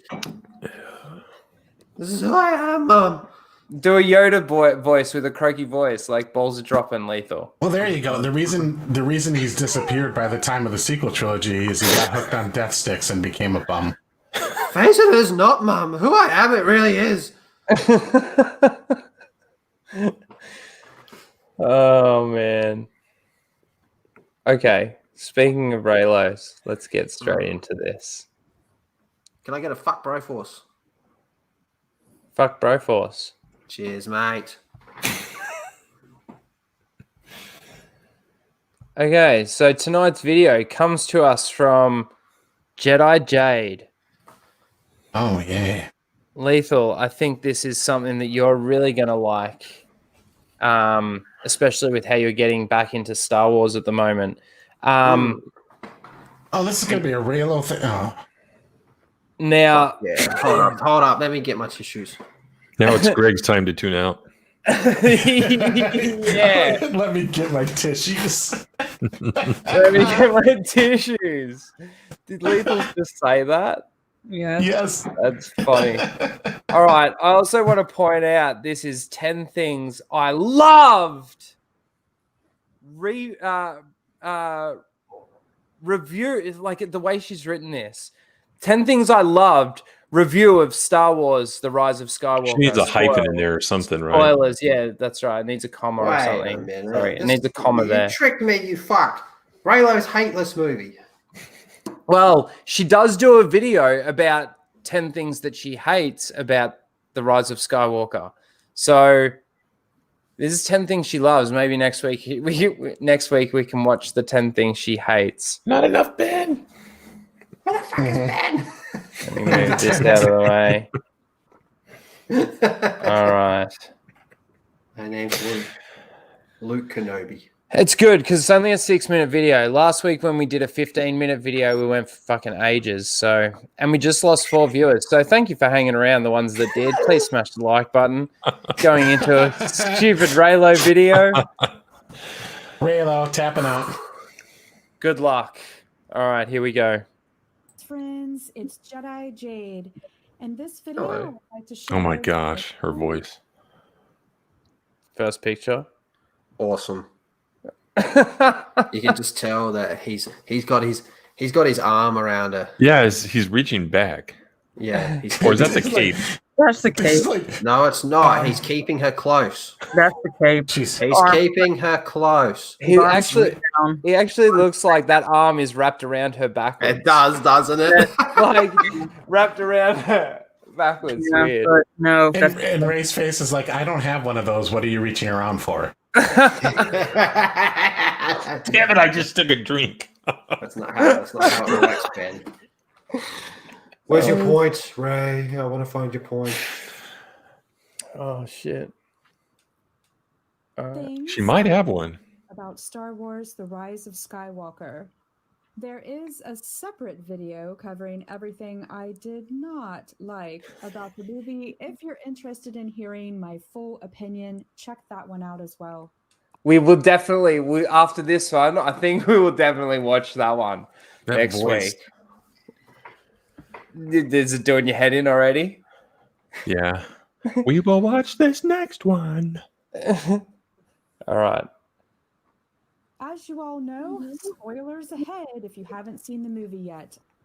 Right away, I noticed the beautiful quality of special effects and the cinematography. It was Okay, the cinematography and the special effects. All right, yeah, the special effects did look kind of cool, like when Ray did use the lightning, but the whole premise of those things actually happening is so ridiculous and stupid. So, anyone want to add? no. I think you summed it up right there. It was better Cool. in DLJ's cinematography, I'll tell you that much. Yeah, I didn't think the cinematography was particularly good in this movie. I think the scene with the space cancer was ugly. Yeah. I And think it did the look like they landscapes could and the just choice- fly around it. The space Exegol was cancer. just like, hey, we don't want to do any details, so we'll just light it poorly. So no, I wouldn't say the cinematography was great. The special effects are Star Wars special effects, nothing we haven't already seen. Do you, like even this scene here, like that they actually show, like that they're actually showing here. Even in the movie, it seems like just this box room, together with some sticky tape and some, boards. It reminded me of what's his head's throne room, where they had that stupid duel with the red people. Snoke's throne room. It just looked... Oh, the Wizard of Oz. The Wizard of Oz. Yeah. Yeah, an exact rip-off. Off to see the wizard. Camera angles. Hang on, let me turn this video up. Hang on. Let me go out of here. I can turn it up. There we go. Let's go there. Let me know in the chat if this is better. The lighting, the sets were amazing, phenomenal. I fucking hate Wookiees. The sets weren't amazing and they weren't phenomenal. The sets were bad and sloppy, and again, we were just saying they looked stupid. Speaking of sloppy, I do need to get going. Thanks for having me. Oh, Raylo, you're gonna go now. Yeah, you spent too long talking about that fucking Mandalorian garbage. I got a little cold for a second. He's got to throw his tissues out already. Yeah, I got what I needed. I don't care now. He's like, fuck off. Get off of me. Get off of me. Don't look at me. Get out. Go home. No, well, thank you for coming on. Yeah. Anything you want to talk about? Anything you want to plug? Ray. Raythel. Yeah. He just wants to plug Ray. That's all good. But thanks for having me. Good speaking with everybody. Hope everybody has a fantastic day in the chat. And yeah, I will talk to you all later. Later, dude. Bye. Look at that picture of Ben. That's fucking funny. All right, bye. See you, mate. All right, let's continue. Kylo Ren inside the Sith temple on Exegol. It was mysterious and dark, old and dusty. It just old and dusty. I again kind of with that kind of like most feminists. Not going there. Oh god.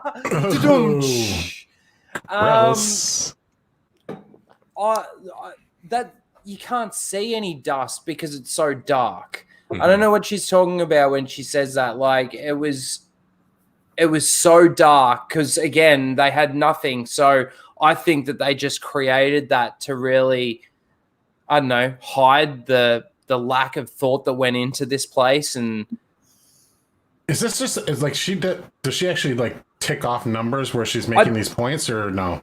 I thought that she did. Like I only watched half of it, so I should have probably watched the whole thing. All this stuff is like next we're gonna get the sound. Oh, the sound was great, and like all these very generic things that you could say about a lot of movies with terrible plots. Like, but don't turn the volume up too much more because we don't want to hear any like vibrating sounds or anything. No, Lethal's not here anymore. Hitachi's are loud. So. He took his vibrating chair with him. No, she's got one of those. She's got a computer chair with a built-in Sibian.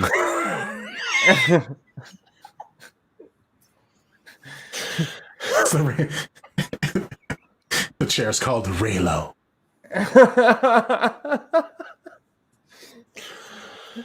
Any engineers out there? You know that you got this thing. I think we have $1 million piece of merchandise. If you have a problem, can you send that to me, please? Yeah, I mean, imagine like how many Twitch slots we can get to buy that chair. Oh man, you got problems if you start naming your chair. Excluded, Mara. Well, speaking of chair, I need to find a way to, I guess, share my Amazon wish list without doxing myself because I tried thinking like, oh, I'll just like log out. You can't see my name. So then I sent the link to Steph just to test.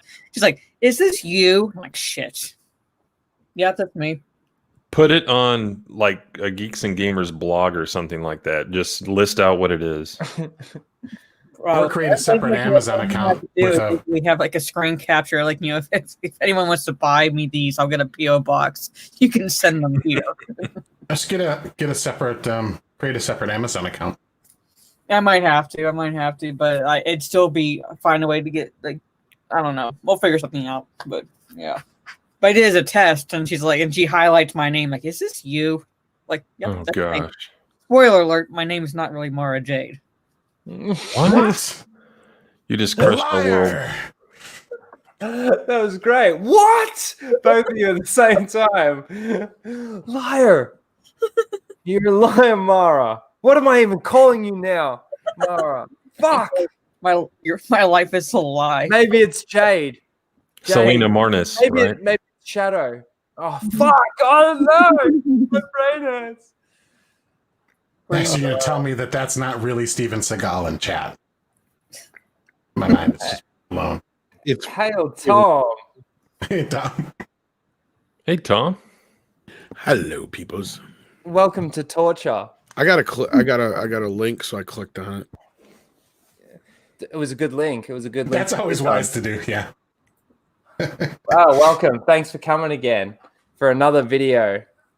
At least this one isn't as long as last week's one, and hopefully it's a little bit more, fun. Let's go. Mm-hmm. Felt like the perfect place to find Palpatine after all these years. And then I think the perfect place to find Palpatine after all these years is floating in pieces in space. Would have been You nice. would need a space dustbuster to vacuum up the little pieces. That's how you find him. Mega Maid. Yes, you need Mega Maid. Mega Maid has gone from suck to blow. Well, she'd have to be on suck, but yeah. Fucking stupid point. It was the perfect place for Palpatine to come back. This dark and weary place with lightning strikes that's fucking hurt your ears. And, let's get a fucking seizure happening. Yes, because he's evil, he can only be in a craggly, rocky, desolate place. He can't because evil people don't like trees. No. Can't have anything We learned green. that from Lord of the Rings, right, Greg? That's right, And we see this contrast of Rey and a beautifully lit jungle forest floating with rock. Beautifully lit. It's actually lighted is the correct adjective. So Floating with rocks. Because that's something in Star Wars now. We can float. But we can't float to it like the Death Star. We got to use a boat. Okay. I have a quick question here. Now, Yes. I know there are ways for Jedi to get around this in the EU, but isn't there kind of one of those automatic deactivations? So if you were to throw your lightsaber and it leaves your hand, I remember someone. Well, my understanding of a lightsaber was that there was a way that you could turn it on where it stays on if you do let it go. But there's also a way that you can actually have it where as soon as you take your finger off the trigger, it deactivates. mm-hmm. So Then couldn't you use the Force to keep, pressure on that trigger? That's probably what made there's it. that too. It wasn't necessarily the Force. That wasn't necessarily the Force. It was something in the in the EU where Padawans and Jedi Knights would actually manipulate the hilts in a way that if it left their hand, it would stay ignited. Well, Oh. I was gonna say I have the episode 2 not dictionary, but encyclopedia. Mm-hmm. And they actually talk about Anakin's lightsaber in there. And it says something about how it was designed for speed, accuracy, and agility. And which, basically it says by the end, which makes it the perfect weapon for killing. But yeah. So yeah, there's something to that, I think. I think so.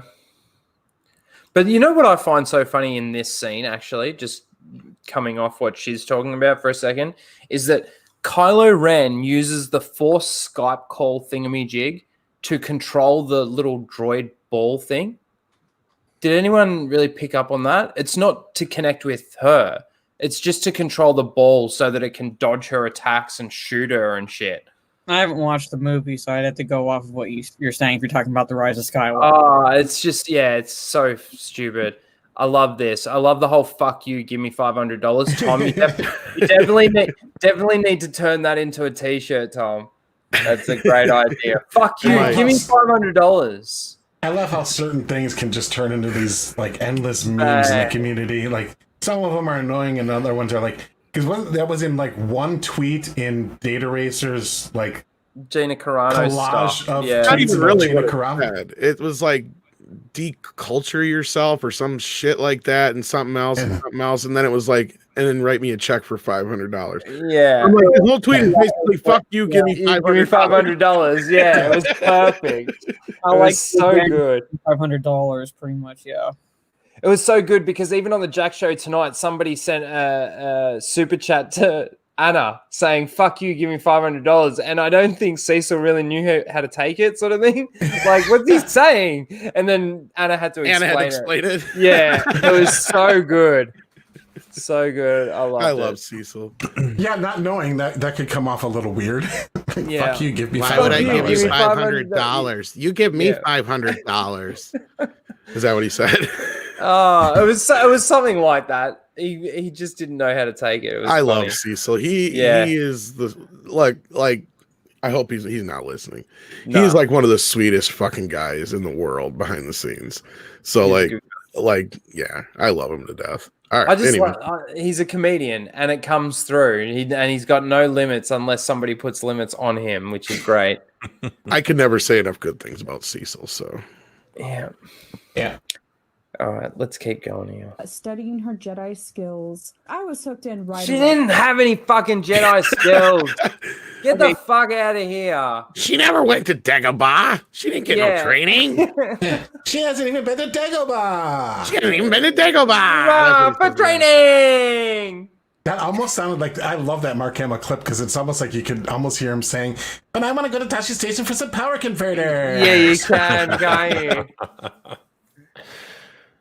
She hasn't even gone to Dagobah.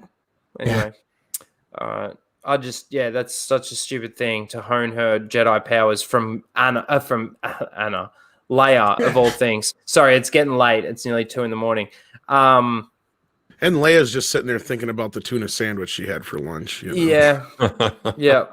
While they were recording. Never underestimate the power of a droid. Now I need to go wash my socks. That's great. Oh, poor Carrie. I'm not making fun of Carrie, guys. Just so everybody, I know these guys know, but just so anybody listen, I'm making fun of the fact that they decided to use 10 minutes of footage, if that. Yeah, that was it was more disrespectful to show her than to give her a funeral off screen, like between. Especially after they said they wouldn't. Yeah, and I'll take a shot. Like, I don't think Leia was good in any of these sequel movies. No, the biggest shot in the foot was that they just should have let her die in The Last Jedi. They had a fucking year to fix it. Yeah, that was the worst part of it. Like, even looking back at Force Awakens, like the way she's delivering her dialogue, there was a couple decent, like the moments where she was with Harrison Ford when they hugged at first. That was okay, but she just wasn't really up to the task. I think from the get go, and unfortunately they didn't. I would say support her enough because I like her lines were not that complex and everything. Like, I think they could have done. They could have done it on green screen in California, and they could have done. I agree with Greg. I think they killed her. I literally think this killed her. If it wasn't for these movies, we'd still have Carrie Fisher. That's. Yeah, you're probably right. A likely possibility because they were, they forced a diet on her and all that other stuff. I don't know if all the really traveling and shit. Yep. Yeah. On top of everything else they've done, they killed Carrie Fisher. Mm-hmm. I do. I sincerely think that. I think that the stress of these movies. It makes sense. That they put her under. I mean, yeah, granted, I got to add in all the drug use and the shit that she's gone through over the years. The portrait of health either. If they broke the camel's back, though. If they would have just threw her in front of a green screen in California and not made her travel all over the fucking place, go through a diet, all this other bullshit, then she'd probably still be with us today. Yeah, I reckon you're right. Isn't that sad? Not only did they kill all 3 of our favorite characters on screen, but they pretty much also killed one of them off. I do. I sincerely believe that, as dark as that is. I do. Well, and not just her, but like imagine if you look at all of the Mark Hamill interviews leading up to The Last Jedi and after The Last Jedi and everything, like his demeanor and everything was not a man who was in a great mental health at that point. He looked fucking depressed as hell. Fortunately, he pulled through and soldiered on, made it through it all. But like that, he did not look like a man who was having fun coming back to the role that made him famous and made him an icon, which is something like that's a problem for like the entire cast coming back into the sequel trilogy. And I think it speaks to like how it was written and how Disney and JJ and Rian Johnson dealt with the actors themselves. None of them looked like they were having fun. No, I agree with you. Mark Hamill felt like he was going through the motions, but he was screaming from the inside out. I mean, it doesn't even take a psychologist major to see that. I mean, I've had a lousy 2 years of I've had a lousy 2 years of college level fucking what do you call it? Jesus Christ, it's too early in the morning. Psychology, fucking Christ. And I could see like you see the little things, the things he says, the way he says them, the little notions like it's not my Luke Skywalker, it was like Jake Skywalker. Yeah. All those little things, they mean more than we. I mean, especially in the situation he's in, because if he, like you just said, if he was truly having a good time, he would not be talking like that. No, but like if you look at like the documentaries and the makings of and all the behind the scenes stuff of the original trilogy, I think you see a very different picture. Now, granted, they were much younger, so they were in different state in their lives, but like you get to come back to this title after all these years and, potentially work together. Unfortunately, maybe that was one of the reasons they weren't having fun, is they didn't even get a chance to work together, really. But here's your opportunity to come back to something that made you icons, have a little bit of fun. Like, they weren't major roles. It was like, as far as acting ability and acting skill level, this was not something that required a whole lot of preparation for. Like, you had to, like, go into seclusion for 2 months to get into character. It's none of that. They're very simple characters. They should have been having the time of their lives. Like, hey, we're the veterans, you youngie, like just, I can't picture, and we haven't seen any of those kind of things from the old cast behind the scenes. Like, they were actually there to have some fun. I'm like, oh my God, you rebuilt the Falcon. How cool is that? I remember, trade stories, have some fun. Go drinking after a day. I can't picture any of them doing that. I think they were just sulking and kind of miserable the whole time, and because it's how it looked. None of them looked like they were having fun. Carrie Fisher, Mark Hamill, or Harrison Ford. None of them looked like they were having fun. Well, if you think about Mark Hamill, all the times he's visited children in character, he is Luke Skywalker. He's had other roles, some pretty major ones, like Joker voice and all that, but he is Luke. So for him to come in and say, okay, you're in the first movie for 10 seconds, and then we kill your character in the next one. I mean, how would that make you feel when that's been your life since you were 20 years old? It's not just kill off your character, but like they destroy the character shit first and then kill it. Yes, destroy what your character was. And when I meant kill, I didn't literally mean kill the. I mean, they killed the character. I would be took a piece out of Mark Hamill. Yeah, but you look at it in even some of the interviews where Rian Johnson goes to take over for him for what he's saying, and he's putting his hands in his head. Everybody's clapping. There's that one where he says, Ryan said that we don't think about the fans, we got to think about the story, and everybody claps, and Mark Hamill's expecting a different reaction from it. Rian Johnson takes over, and Mark Hamill's like, what? Everybody's clapping what I just said? That's not how it works. Like, all you guys are supposed to be fans. We're supposed to be thinking about you, and you're clapping this? Like, that's how I saw that bit. I don't know if you guys know the interview I'm talking about, but that's how I saw that. Yeah.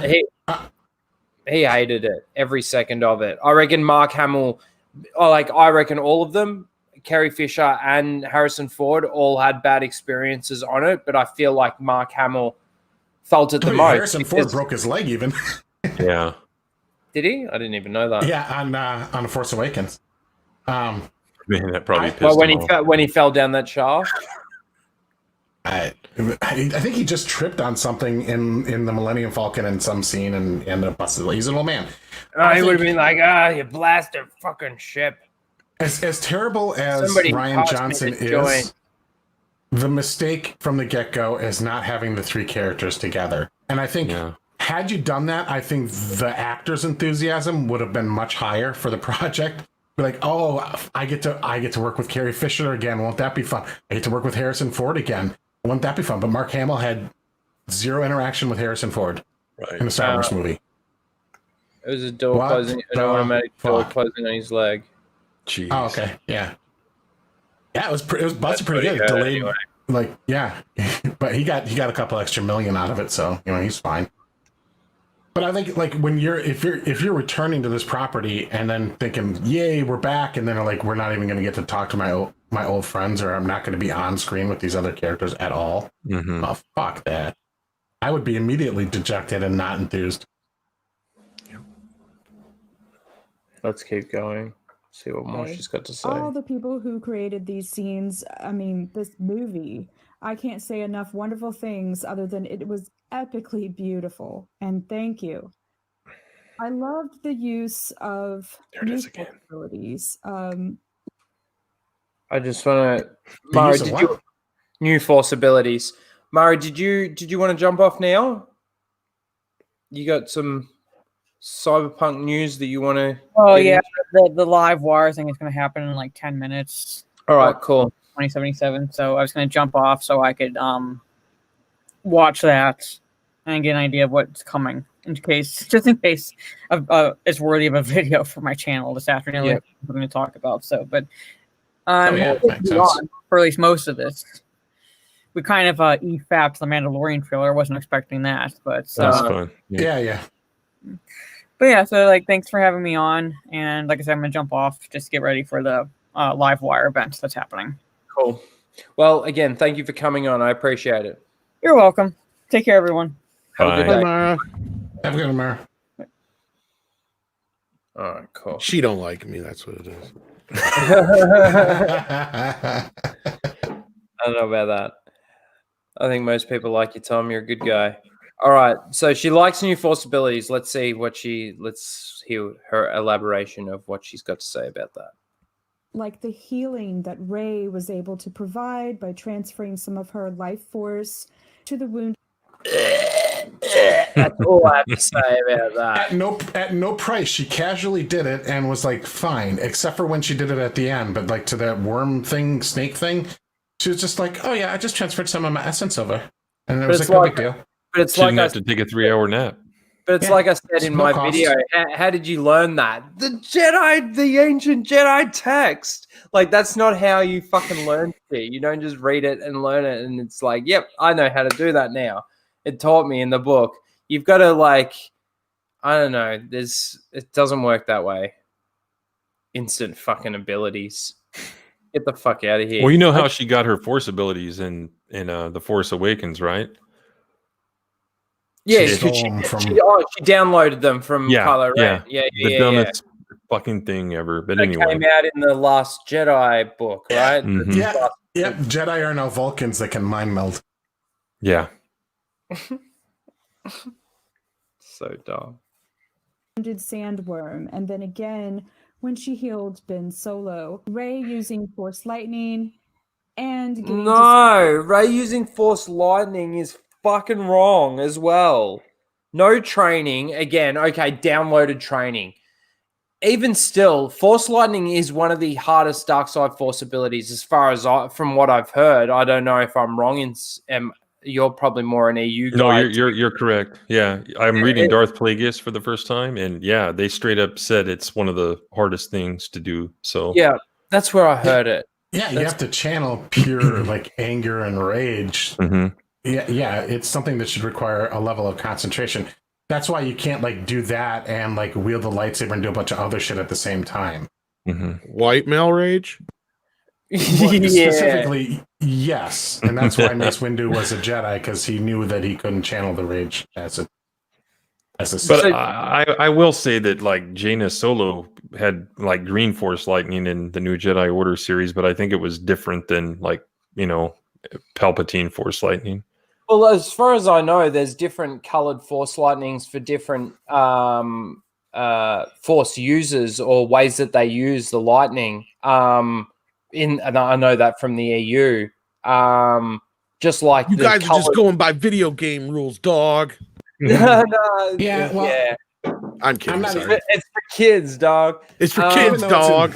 Yeah. even though it's in the EU, I'm not a big fan of it though. Like, and this idea that Force lightning is something like, comes out of you like an accidental fart when you're lifting something heavy. It's Premature so Force stupid. lightning. It's Well, like, you can oops. force your self. To Oh, death. no. So, I mean, It's like it's a force fart. Yellow and That's orange. I what think, she does. She force farts. Like, I just like it a little bit because it's almost like the same thing with the different colored lightsabers, right? Mhm. Like different emotions or different ways that you create through different emotions. The Force lightning can cause it to just have a different color. I don't mind that, right? But again, for her to just stick out her hand and she's getting a bit angry and she wants to pull this ship back and it accidentally comes out of her hand. What the fuck? Like, seriously. And she likes that. Okay, cool. You like that. It looked good, didn't it? Visually, it kind of looked cool.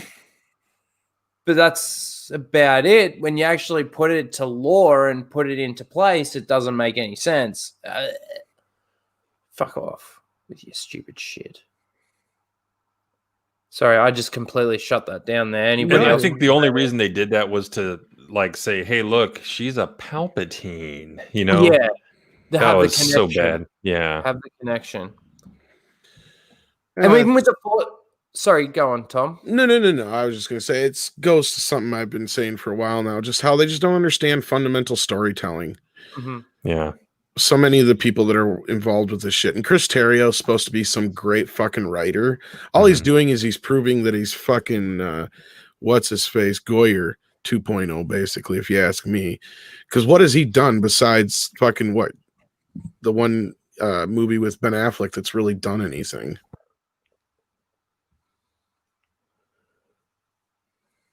Yeah.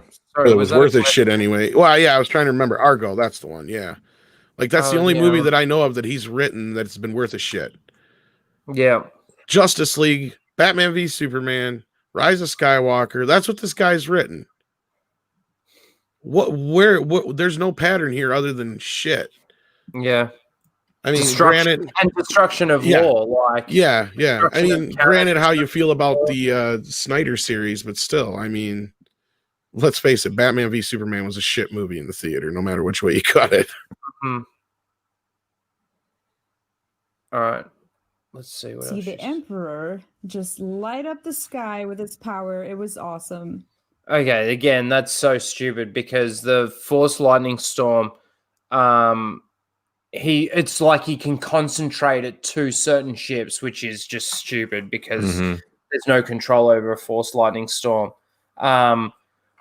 But again, for those of you out there that don't know, Palpatine was actually the one that destroyed Luke's temple. It wasn't Ben, even though he says in the movies that it was him. But then they brought out a comic so that they could try and redeem Ben. He's not so bad. He didn't do it.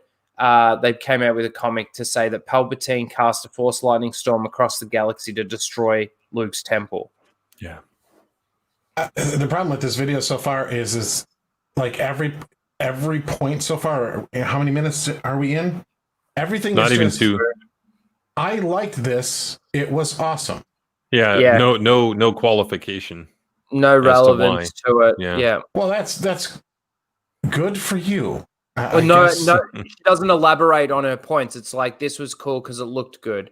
This was awesome because it was, why, or like, oh, I like this because this really changed the, some dynamic with a character, or really changed the way the plot is, or the way I looked at a character, like, or the way the Force works. All these other things you maybe could say. I wouldn't about these things, but like something like to do a whole video where it's just, I liked it. It was neat. Next thing, I liked this. Yeah. This was awesome.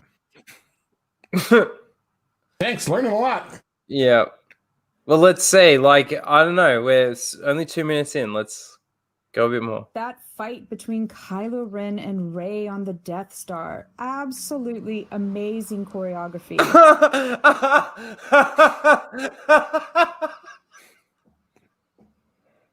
I'm sorry, but it's the worst. It's Yeah, it probably is. one of the worst choreographed fights in all of Star Wars. I mean, it's probably worse than the throne room scene in The Last Jedi, and that you've got guards throwing weapons out of their hands so that they can be killed. You've got one kick killing kicking away 3 guards, and you've got disappearing daggers. Yeah. It's a new force ability to enlarge your foot so you can kick 3 people, and it happens so fast that the camera didn't even pick it up. But that's it'll be in a comic book coming up soon. Don't worry about it. So it'll be Force Superfoot.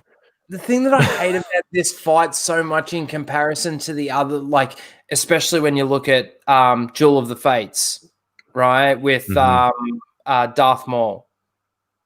That's right, isn't it? Yeah. Yeah. With Darth Maul, like how that was choreographed and how they had to slow that down for the movie, for the actual thing. They had to slow down Obi-Wan and Maul because they were going too fast. Yeah. Like, not only this is so sloppy and so bad. It's terrible. They're swinging for each other's lightsabers. There's multiple moments where either one of them could have delivered a kill shot, and there's no emotional weight to this whole battle. It's just like Ben is just kind of like toying with her at this point because now all of a sudden Ben can kick her ass. Because he basically does the whole thing up until she cheap shots him at the end. Yeah. There's no emotional weight. Yeah, the problem with these fights in these new movies are the worst parts of the prequel fights. Yeah. And that was where you got to the point where it was just more about a dance than it was an actual fight. Because, I mean, I love, of course, just like everybody else, I love the fight with Obi-Wan and Anakin, but who else feels like I do after about 10 minutes? It's like, okay, let's get to the climax here because you've been fighting for 20 minutes. Yeah. Yeah, I would have gone from the room right to the river and not done the bridge part. All that shit to me is just, you're right. That's all just extra filler. Like, we don't need that. The emotion is in the fight itself, not the fanciness of it. Mm-hmm. I definitely feel like they captured that in the Obi-Wan Maul fight, though. Like, that's probably one of the best fights in the prequels. The emotion that they capture in that, with all the special effects of it, or the great choreography of it, the acrobatics and the great choreography of it, that comes through really well in that fight. Well, it did two things.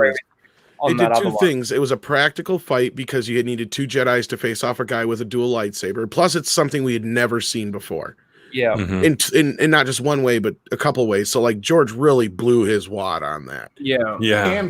And it also happened to be fantastically scored at the same time. Oh, yeah. You had all these elements coming together. It had every bit of it. This one is like they're doing jumps that are like Crouching Tiger, Hidden Dragon. But doing hero landings. The hero landings and things like that. Like they're like Jedi and Sith are like superheroes and supervillains. It's like that's not how they're supposed to be. It's not how the Force works. It's not how the Force works. It's not how lightsaber battles work. But I doubt she's gonna actually show this. But like, if you dare rewatch that scene, they swing for each other's sabers ridiculously. It looks honestly like 2 amateurs who just bought toy lightsabers who are goofing off. Again, it's like I said in my video, it's like 2 kids playing in the backyard with sticks. Like they're just hitting each other's sticks just for the fun. And it's not even as cool as the Obi-Wan Anakin fight, to where even when they're going so fast in that one scene there, and you're kind of like, come on, they're not really doing anything but just swinging at each other at that point. Yeah. It's just meant to look cool, but at least it has more value than this shit. Yeah. Well, and look, like that behind the back and forward, the block hit, that was really cool. Sorry, Tim. Give me a second. Tim was going to try and say something. Yeah. The bit where she goes to turn her lightsaber around, like she goes from this position and she puts it into this position.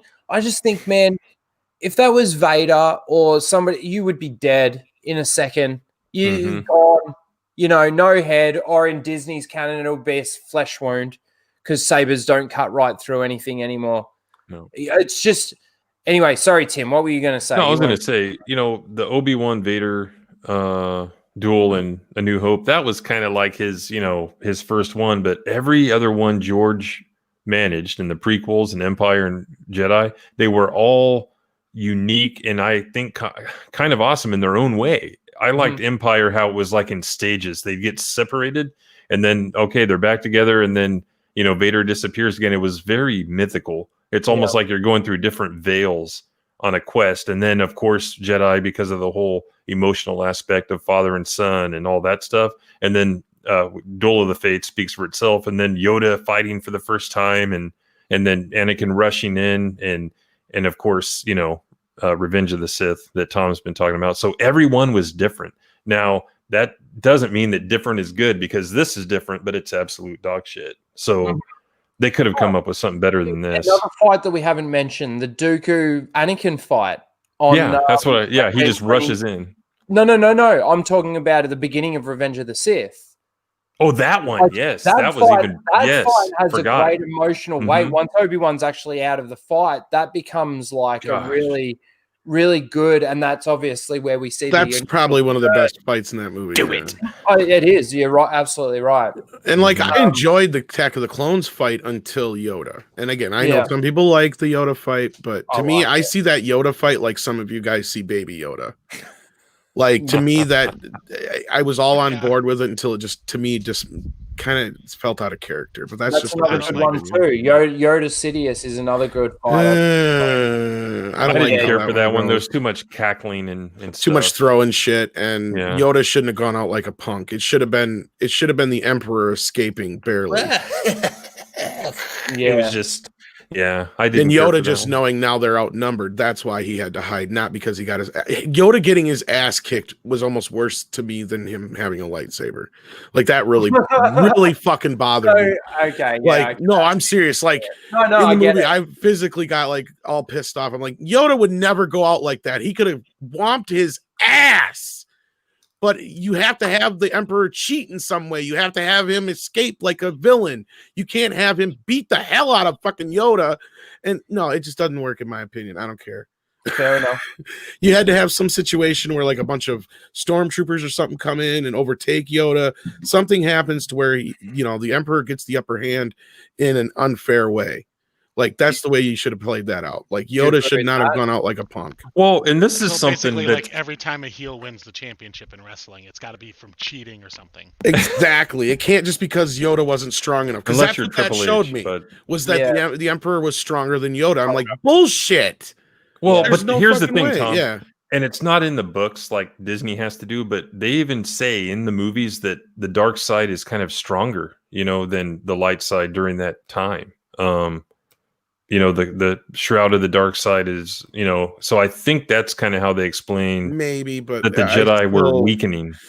I have a hard time with that one. Yoda just I agree. It could have been played better. Yeah, it could have been played. You have him coming in the room like a fucking badass. Yeah, boom. I mean, he's like, not if anything to say about it, I have. And, he comes and knocks it over. Like, why did all of a sudden it become like he goes from shifting from being, the upper hand to, looking like a little punk is all. Chris disagrees with you. He says that hanging on to the sun, he got the hell beat out of him.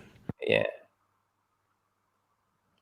He got knocked around. He got shoved. He escaped barely with his life, kind of thing. It was really kind of. That's the thing for me. The prequels. I enjoyed the prequels. I enjoyed a lot of. I enjoy them, but again, I have issues. But I understand. All right, let's keep going. I don't think this fight was choreographed really well, and the fact that she says that it's a really well choreographed fight is just funny to me. Well, no, and the reason I brought the whole Yoda thing up is like it goes back to The Force Awakens. There is no reason, we have yet to be given a reason in this entire trilogy as to why she can kick his ass. He has been trained by Luke Skywalker. He has been trained, by Palpatine from a certain point of view. Evidently from a certain point of view. Yeah, great way to put it. I said that in my video as well. I said, man, he's been trained by two of the greatest sides of the Force you've ever come across. Luke Skywalker, there's no way she should have Palpatine from a certain point of view. There's no way that she should be able to beat him. No, the thing is it should have been about her and Finn having to work together to beat him. Yeah. Yeah, and it's But Disney's racist, so the problem is like they want to use the Force as like an excuse for everything or an explanation for everything. It's like, but lightsaber battling isn't about Force powers necessarily. Certainly they help, but it's a practice, it's a skill, and you have to learn it. Like you don't. Oh, I have the Force, therefore I'm an awesome badass lightsaber duelist. That it doesn't work that way. How do you guys feel about them using the Force to stop the lightsaber instead of using the saber? Do you remember that in this fight? No, I don't like that at all either. Because I'm like, again, while they're doing that opens you up. Like, why didn't? So if your opponent is pushing your lightsaber, wouldn't you automatically then with your other hand push them? Yeah. Like, okay, if she's going to use her hand to force push to block my lightsaber, my immediate reaction would be with my left hand to force push her body. No. If you're stopping the saber with your hand that doesn't have your saber in it and you're stopping their saber, that means you can slice through them with your saber because you're stopping their saber with the other hand. Why didn't Vader do that and whoever else? Like, I just realized that. That's funny. Anyway, I just think there's so many stupid things in this fight that it's, like I said, despite how badly choreographed the throne room fight is in The Last Jedi, this is probably still one of the worst fights. I mean, even that one where they're forced Skyping while they're fighting. Oh, God. Like, that is just, yeah. Oh, God. You're not wrong, Tom. Let's keep going before we fucking jump the gun because she probably mentions it. Went from one section to the next and getting to see their Jedi moves, all their agility. Their Jedi moves. He's no Jedi. I got them moves like Jedi. I got them moves. But he's wet. Look at him. Yeah, he's wet. She's wet for him too. Prowess is so great. It was so great. All the way to the moments when Kylo hears his mother through the Force calling his name, Ben, and then Rey stabs him. Yeah, which is really Jedi-like. Shots him. The way she says the word stab scares me. Yeah. Stabs him. Stabs. Yes. Stab. Unlimited power. Yeah, no, fuck. Then she heals him. It's like that little laugh. Yeah, then she heals him. Oh my God. And tells him she did actually want to take his hand, but Ben's hand loved it. Gosh, I can't stand that voice.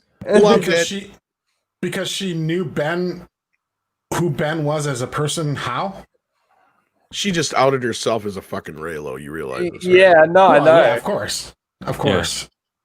But again, like, oh, I wanted to reach out to Ben. Like, you don't know Ben at all. Maybe even if when he's a light side person, he's a prick.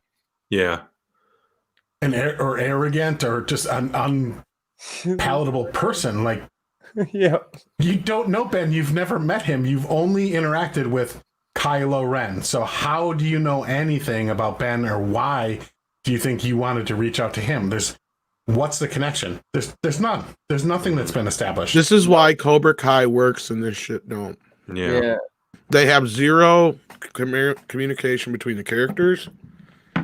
It's all about, like you just said, oh, he's a good guy now. Okay. Yeah. That's it. Well, that's the thing. They had to retroactively add things to make him not as bad as they made him out to be in the early stages of the trilogy. Yeah. You know what I mean? So that he could be redeemed. What you got there, Tom? What are you eating for breakfast? Yeah, sounds good. I was just munching on a nut roll. Oh, nice. Salted nut roll thing. Need some protein. Yeah. That's what Ray wanted to do. She wanted some protein, some Force protein. Hey, Kylo. Yeah, cool. Give me that protein. Hey, Beavis, you sound like you're gay. Oh, shut up, Butthead. You're canceled. I said they got to do that in the new Beavis and Butthead. There's got to be an episode where Butthead just cancels Beavis the whole episode. And Beavis is like, no, I'm not canceled. No. You're Fuck canceled. You're totally canceled. You're totally canceled. That was like, did you guys see the newer ones from a couple of years back? No, were they any good? Yeah, they were pretty funny, but the one that was the best one is Beavis was, I think he was eating a chili dog, yeah, and there was a big piece of an onion and he bit into it and he started crying. So like the whole episode, Beavis is like, or Butthead's like, Beavis was crying. He's like, no, I wasn't crying. You were crying. I love Beavis and Butthead. No, the newer ones are pretty good. Some people didn't care for them, but I thought they picked up like nothing had changed. You know, like obviously Beavis and Butthead didn't age at all, but I mean, I'm shocked. Yeah. That they didn't change. No, for the most part, the only thing that changed is just the world around them. So I mean, that's why I'm not too worried about the new show as long as Mike Judge is involved. Because There's another one. yeah, they're moving into Comedy Central now. They're supposed to be starting a new. Gotcha. Wow. Yeah, Comedy Central's entire strategy as a business is to relaunch old cartoons. Yeah. Which is funny. Seems like I heard they're talking about maybe thinking about doing Clerks the cartoon too over at Comedy Central. Didn't they have a Clerks cartoon? Yeah, they did, but that's what I'm saying. Talking about bringing it back. It only lasted for 6 episodes. So yeah. I actually liked the cartoon, but it's fucking hilarious. So. It is hilarious. If you've never seen it, guys out there, I haven't seen it. It's probably on YouTube. It's only 6 episodes, but if you're a fan of Clerks, I love the first Clerks. Oh, it's fucking hilarious. I love Clerks. Well, they fucked it up when they put it on TV because they showed episode 4 first. Then they showed episode 2. And then the problem with that is the whole joke in episode 2 is that episode 2 is a flashback episode. They've only had 1 episode. Right. You know, you get it like that. You know how TV shows do flashback episodes. Like, remember when we were doing this and and like that's the whole joke is they've only had 1 episode. So like everything they're flashing back to is from the first episode. And if you haven't seen the first episode, you don't get the joke. So it's so you no need wonder the show failed. You know, it's like it was all ABC's fault. All ABC's fault. Well, that and you put a property like Clerks on essentially Disney TV on a network channel, like you're limiting yourself way more than you had to. Oh, and they put it on at like 9:30 at night. Not even then, it's like it belongs on cable, or streaming. It would be the ultimate thing because then you could do basically whatever you want without censorship rules. It's been so long. Is it Clerks where Silent Bob's trying to use the Force to move the That'd be Mallrats, but yeah. Mallrats. Yeah, I'm getting them mixed up. It started with Mallrats and then it's been all the same universe. They're all the same universe. I need to watch them all again. No, what's funny is there was actually characters from Mallrats that were supposed to make appearances in more episodes. Like the next episode that was going to be made was supposed to have Brody in it from Mallrats. Like, oh, nice. Yeah, they had like the rest of the season planned out, obviously, but they just never got finished. So yeah, I just think I lost a couple of nerd cred points for referencing the wrong movie. No, that's all good. No, there's a lot of them now. When if you factor the view askew of universe, there's 7 movies now. Mallrats, Chasing Amy, Dogma, Jay and Silent Bob Strike Back, Clerks 2. I guess the new Jay and Bob movie. Yeah, so that's 7, right? Yeah, so I thought. Yep.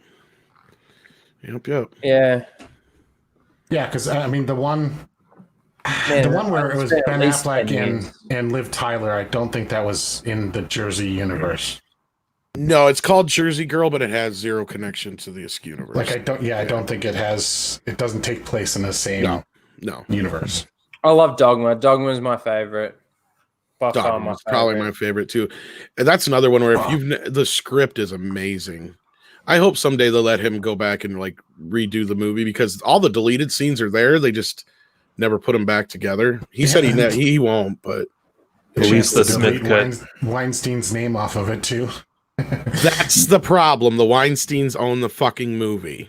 Yeah. Oh, really? Yes. Kevin Harvey Weinstein was the one that basically gave Kevin Smith like his mainstream like breakthrough. And that's the only reason, like for some reason that movie is tied up in all kinds of fucking red tape with the Weinsteins and shit, that's the only one that he can't get re-released. Like that's why if you go online and try and find Dogma on Blu-ray, it's expensive as hell because it's out of print. No, man, that's Yeah. another one. I just bought Idiocracy for like $50 because it's like you can't get it new anymore. It's completely out of print. And oh, man, Dogma. My favorite is Clerks 2, honestly. I mean, I love Clerks, but I thought Clerks 2 was such a great sequel.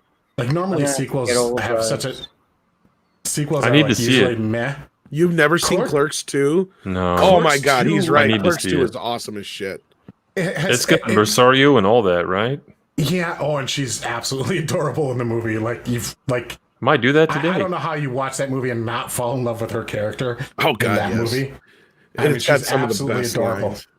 It has great lines, and it's a sequel that has all the crude jokes and everything that you would expect. But there's really a lot of heart and soul in the story, and especially how it ends. That really kind of makes it like special to me. That's why I really like them. Clerks, it just kind of ended. Mm-hmm. Clerks 2 really kind of had, like I said, it had a ton of heart, along with a donkey show. Well, don't give it all away. I was gonna say the best part about Clerks is that you just said it leaves itself open for the rest of the world. Yeah. Kevin didn't, and we're getting way down a fucking rabbit hole now, but that's how important Star Wars is anymore. Yeah. Oh, I'd much rather talk about Clerks than Right. I mean, Rise of he didn't Skywalker. even know how to end the movie, and he admittedly so. Like the original ending, for those who don't know, Dante gets shot. What? Like right after Randall leaves, some guy comes in and tries to rob the place and shoots Dante. And this I can't remember the guy's name, but he was like he worked for like one of the festivals. He's like, your movie's great, but you got to lop off that ending. He's like, what do you mean? He's like, that ending's a downer, and you just end it that way because you don't know how to end your movie. Yeah. He's like, yeah, you're right. And he's like, Good. yeah, just end it when Randall leaves. That's the end of the movie. He's like, dude, you're right. And it changed the whole fucking, like, if it wasn't for that, there wouldn't be a universe. Yeah. Because basically there's not much of a plot in Clerks, the first Clerks movie at all. It's just basically kind of a day in the life of these two but it's guys. brilliant because there's so much commentary in it. So, oh man, so much. I love that. I probably watched that movie 30 times, and that's a lot for all me. Jedi had was a bunch of Muppets. Yeah. I love the Star Wars. All tit fucking volume 8. I mean, yeah, his spiel's about that, but like I love Randall. Randall's character when he's dealing with like he's on the phone ordering all these porno movies, and like, that's what I just said. Yeah, all tit fucking volume 8. This Karen mom is there. Coming in socks, coming Eileen. Yeah. And he's on the phone and he's listing all these titles on the phone, and the mom's like all horrified, and I mean there's that, and then his whole thing of like, I don't appreciate your ruse, your clever attempt to trick me, and all this. Yeah. Ruse. Oh yeah. Because it was like, did you have this movie? And he's like, no. And she's like, you didn't even look. And no, are these two are these movies any good? I don't know. I don't watch movies. Well, are these any good? I love it. Back when what about movie these came out, two? I worked at a video store, so I really identified with Randall. I owned a video store at one point, but and then she pulls it out and can say one. Well, what about these two? Oh, they suck. These are the same two movies. Yeah, I don't appreciate your ruse, ma'am. My what? My what? Your clever attempt to trick me. Oh man, I gotta watch those again. You're not allowed to rent here anymore. Yeah. Jay's like, yeah. That was just perfect. I mean, that movie is great. It's like music. That movie. That's the thing. It's like, it is. It's so much because the way the lines go, like the whole 37 bit. It's like my girlfriend fucked 37 dicks in a row. Yeah. Yeah. Hey, Everybody you get back who's here. seen Clerks knows that. Don't suck any dick on the parking lot. Hey, you get back here. Yeah. Yes. Anybody who's seen that movie and hears the number 37, their response, it's I'm like 37. It's everybody just responds in a row. It's kind of like anybody says hello there, and everybody goes General Kenobi. Yeah. If you're a Clerks fan, somebody says 37, the response is in 37. 37. My girlfriend sucked 37 dicks. Right, now every time I kiss you, I'm going to taste In a row? 37 other guys. There's 36 other guys. Yeah. Yeah. I love that one, but I like Clerks 2 just a little bit better because I really liked how it was a sequel that really worked, and I mean it had a goofy It's an alien song number and me. I mean, it's an aliens thing to me. Like I love them both. Yeah. Yeah. I know you want to hit play again, Ryno, but one other thing, that cigarette scene in the first Clerks is just, it's perfect for what's going on now. It's like, show your Chewie? outrage just to show your virtue signaling, then pack of cigarettes. That was so great. And he just slams them down and rings them up. And, Here, I'm going to be a customer. I'm going to buy some Chewie's gum. Anyway. That's a great scene. All That's right. the opening of the That'd be movie, good. basically. Yeah. It'd be a good watch party, but like there'd be no talking because we'd all be wanting to. Or we listen would to just the be lines. mimicking the lines. Yeah. Yeah. or pausing like and just Or a ton laughing, just so we or could laughing like, mock the lines. hysterically. Yeah. Or laughing hysterically. Yeah, that movie is brilliant. I love Clerks 2. Those are going to be my favorite 2 in the VSQ universe. There's only one trilogy. Yeah. There's only one return. Yep, and it's not of the King. It's of the Jedi. You'll love that bit. Probably too. Okay, I can't. Oh, I might do like- it today because I'm not going to work today. So I love Lord of the Rings, but like It is. those It's jokes, amazing. that's You need to fucking come out funny. here. I just made some Lord of the Rings geek puke all over himself. That's Oh, what Citizen 333 brings up, right? Star Wars Lord of the Rings argument. Yes. Clerks Yes. 2. Even the I mean, he has fucking a trees walk in those movies. yes, I love that line. Like even the fucking trees walk. The whole movie's about walking. Yeah. Oh, and the militant black at the beginning of Chasing Amy about Lando, that was fucking hilarious. Oh yeah. God, what was his character's name? I don't He had remember. like a ridiculous, like kind of a, Yeah. like a Black Power kind of name. Yeah, like a Nation of but then- Islam. But then his actual name was fit in line with his actual personality, which was just this little gay black dude. Yeah, yeah. All right, we can talk. All right, we All can right. talk about this all the time. We need to do a stream on the VSQ universe, just We should. talking about Yes, it. 'cause- you guys have no idea. Yes. We I would definitely Comics should. too. So I was like probably one of the first 100 people on News Askew, which was an early ass website where all they covered was Kevin Smith news. Like this was way back when. Mm-hmm. Hooper X. Yes, Hooper X. There you go. Thanks, Citizen 333. So what are they trying to say? Underneath, we all wants to be white. Well, isn't that true? But don't you? Or something. Yeah. What's a Nubian? What's a Nubian? You made me piss. Yeah, you almost made me piss my pants or something. Yeah. I'll fucking trace a line around your dead fucking body. Oh yeah. You fucking tracer. All right. right.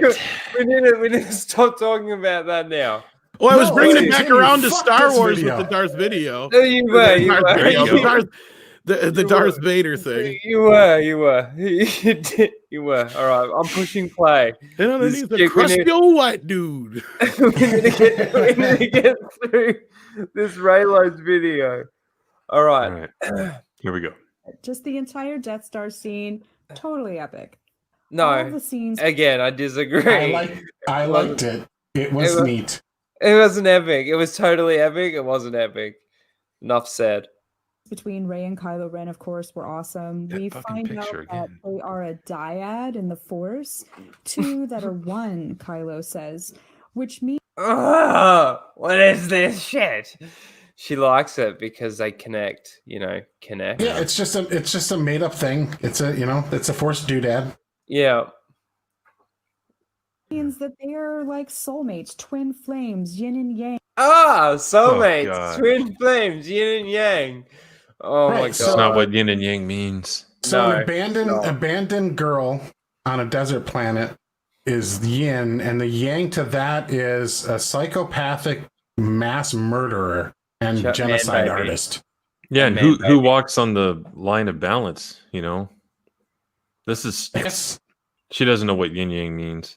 Yeah, that's quite the yin yang there. That yeah. Mhm. She's a yin yang. Yeah. Yeah. Would have been better if like Kylo's like, I need Whose you. video are we even watching? Just so I know you who we're complete making me. fun of. Sorry. Jedi This Jade. is Jedi Jade. Who's that? I know. Just someone that I came across when I typed in 10 things that He I literally liked came about across her. Okay, Skywalker. okay. So nobody like huge YouTuber or anything, just like rando. Yeah. It probably has 50,000 views versus me getting 50. Oh, 3,000. 3,000. They've got 3,000. I haven't even had one video crack 1,000. Or I haven't even had one video crack 500. But you need to start making Raylo videos. Well, she's trying to be like Mara Jade, only the opposite. Yeah. She's got 5,500 subscribers. God, so she's Jade.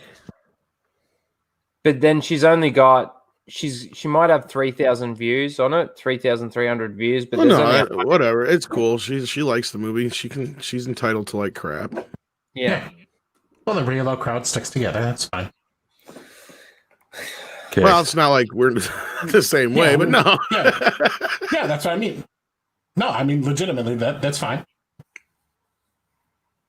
It's twin flames, yin and yang, all those things we think. Twin flames are not yin and yang, like you guys said. Yeah, she lost all credibility with me right there. I mean, I know I fumble across shit and I say the wrong word, but most of the time you know what the fuck I mean.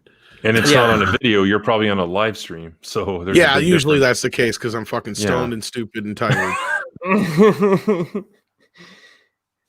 Not that those are good excuses. Was true.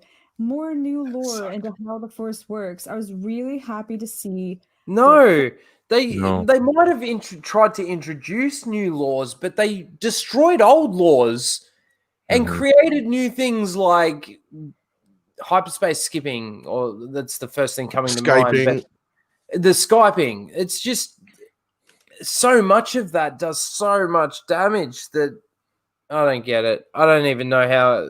Again, it can't be a true Star Wars fan. I know I hate saying that about anyone, but anyone that knows anything about Star Wars can't look at this and go, yeah, that was clever. That was cool. That was different. That was something that I wanted. Well, and they contradict themselves like 3 times in the same fucking movie. Yeah. Okay, you start this movie off knowing that Luke forced himself to death, right? Then who gets healed first? The snake. She heals the snake, but then she stabs Kylo, right, and then heals him. Correct. And then she gets killed, and he heals her and gives up his life. He forces himself to death to bring her back to life, right? Yeah. Okay.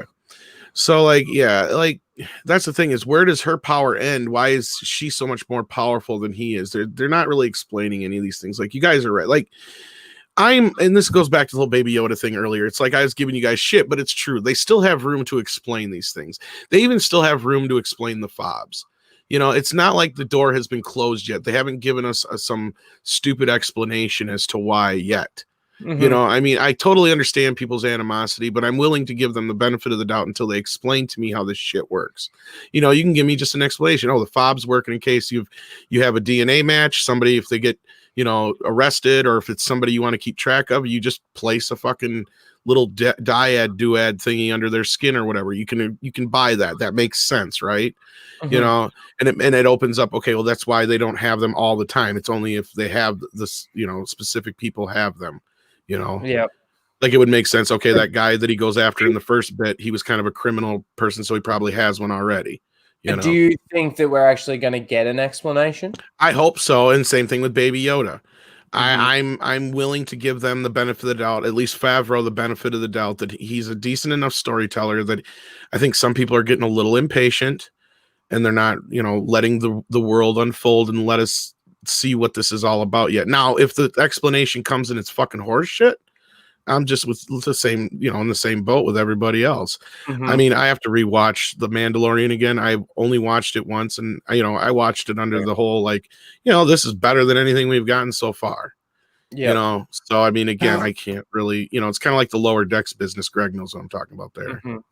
Yeah, see, the problem with the tracking fobs, just to go back to that real quickly, like, even that explanation, like, the explanation then has to close the door on other loopholes, because it's like, okay, if it's why something didn't under they the do skin, it before? Well, I'll grant them that it was just invented, but then why aren't they using it later? I guess is the bigger problem. Like, yes. Why does it come up here in these movies and stuff? You're right. Yeah, why wouldn't the First Order put that in every one of its troops so it could find them? Why wouldn't they put one in Rey when they had her captured, or Poe when they had him captured? Like, it's still. Even that explanation, the problem with tracking fobs is, and I broke this down kind of in a video, it's like these different ways that they could describe how it works, it still creates problems, because then why aren't they using it later? Why don't they do this? Why doesn't, if it's something that can be removed, if you know it's being tracked, like if it's an actual device, why doesn't the Mandalorian remove it from Baby Yoda? No, and I agree with you guys 100%, because that's the problem is, and maybe that's where we'll get the explanation, and as shitty as that may be, at least it's an explanation. But I agree with you wholeheartedly. It takes away the whole, like you guys were saying, like as much as I was giving you guys shit, it does. It takes away the whole point of the Mandalorian being a bounty hunter. A bounty hunter is supposed to track somebody down, you know, on what, you know, like all they had to do really was like, you got to go to this place. We know he's here, whatever. That's all you really needed. You don't need a fucking tracking fob, you know, and they'll be like, well, how will I know when I see him? You'll know when you see him. You know, that's all they had to say, you know. I like the idea of a bounty hunter actually going out and having to investigate maybe a scene or something. Yeah, to yeah, I find agree. their bounty. Like this just seems like a little bit of an out as well, where it's like beep beep beep beep beep beep beep beep beep beep beep. All right, cool. I got you. Like, no, I agree with you. meter. You know, it's like a video game trick. I agree with you. It's something like, that you can overlook in a video game, but in a movie, it's tough. It also takes away from or a show. Smarts of different bounty hunters. You don't have to even be a good bounty hunter. You just need to have a tracking fob, guys. It will be a gun, and hopefully you get your bounty. It will be explained in that novel or in that guidebook coming out. I guarantee they don't spend time. Tim's on probably training. right. You know, I guarantee they pushed that fucking book out a year. So if it even comes out, I don't think Favreau will spend time on it. I mean, maybe he wants to, but someone may not let him. Like, oh no, get more Baby Yoda in there, not this exposition. You know. So I completely agree with you, Tom. Though that they do still have room to explain these things, but I still look at the thing with the Baby Yoda thing. You know, with the explanation that we got for Rey was downloading training. The how are we going to get an explanation for Baby Yoda? I don't know, but see, a lot of Baby Yoda, I feel for me, especially with season 1, was a justification for Rey. No, I totally understand where you're coming from. The force healing thing. You know, there was a reason why that episode came out that a couple of days before the released in theaters, you know, so that, you know, those people that said that if Baby Yoda force heal, oh, cool, we love Baby Yoda. Oh, Rey did it. Oh, shit, she's fucking Mary Sue. Well, you're a sexist. You know what I mean? You can't that was clearly forced in there because in the Mando universe, you can just whip out your aerosol can of Bacto spray. Yeah, just instantly heal mortal head wounds. So certainly the flesh wound on that guy's arm is healable with Portobacto. Right, and I don't have so much of a problem with the force healing business outside of the whole, you know, people forcing themselves to fucking death doing it kind of shit. Like, and not only that, you need to establish it in a little bit better way than we have here. Like, you can't go from 0 to 60 without giving us, like, you're right. That's totally what the Mandalorian was probably doing with that business, was giving us, oh, okay, this is something Jedi can do if they know how to do it. And again, just to go back to the whole Baby Yoda thing, he's 50 years old. I'm willing to give them the benefit of the doubt. They're going to give us some kind of explanation. I feel like he's playing with the audience. I feel like Yoda can talk, or he can speak some language. He's probably a lot more advanced than people think just because he acts like a baby in certain respects. You got to remember Yoda. He was a very playful creature. And I feel like, and I could be wrong, I feel like the age of this character aligns directly with, you know, Anakin Skywalker. If Anakin Skywalker was a virgin in the Force, I feel like Baby Yoda was probably the other end. Like they knew they had to balance, like the Force was balancing itself in that respect. Again, I know it opens up a lot of like fucking weird shit and where's Baby Yoda in the sequels, you know, but I'm sure, I have a feeling you guys are, you know, we're so mean on Baby Yoda, but here's the thing. He's not in the sequels, so chances are Baby Yoda dies by the end of this, guys. Remember that. So just keep that in mind. But are they really gonna kill off their cash cow? They might. You're talking about a showrunner who is yet to be able to like let go of Ahsoka after like how many years? That's baloney. That's baloney, and that's where I think you guys are right. Is you have two factions of a different mind running in 3 actually, if you want to count KK. Because Filoni's got his agenda, KK's got hers, and Favreau, bless him, I'm not trying to say he's the greatest anything in the world because he's made some shit movies, but I don't ever feel like he's somebody who's, you know, feels like he's better than everybody else, but he genuinely wants to give us something entertaining, and he's a Star Wars fan. Yeah. You know what I mean? See, like, I think he's out after season 2. Like, I can't picture him being pinned into doing these TV shows on streaming. And, granted, it's a different world now. Streaming has and TV in general has more prestige than it used to. But I'm going to imagine that as a director, he's going to want to move on to something else. He's going to get, as a creative person, he's going to get a little bit bored playing in the same sandbox and dealing with the shit. So, I would not be surprised, especially, if the rumors about, the issues with Pedro Pascal and all the other things, and then trying to force all these other spin-offs into the show, I can definitely see him going, that's I laid down the groundwork, I'm passing it on, I'm going to move on to some other shit. There may not be a season 3. I mean, that's true. They could spin off into this other show that with all these guest appearances and. Oh yeah, they could end this run and then just hey, Mandalorian's over, but we're spinning off these 3 shows from it. Here you go. Mm-hmm. That's certainly a possibility. And it might be the better direction to go, honestly, because the show. The premise of this show is kind of broken. It's gone. Yeah.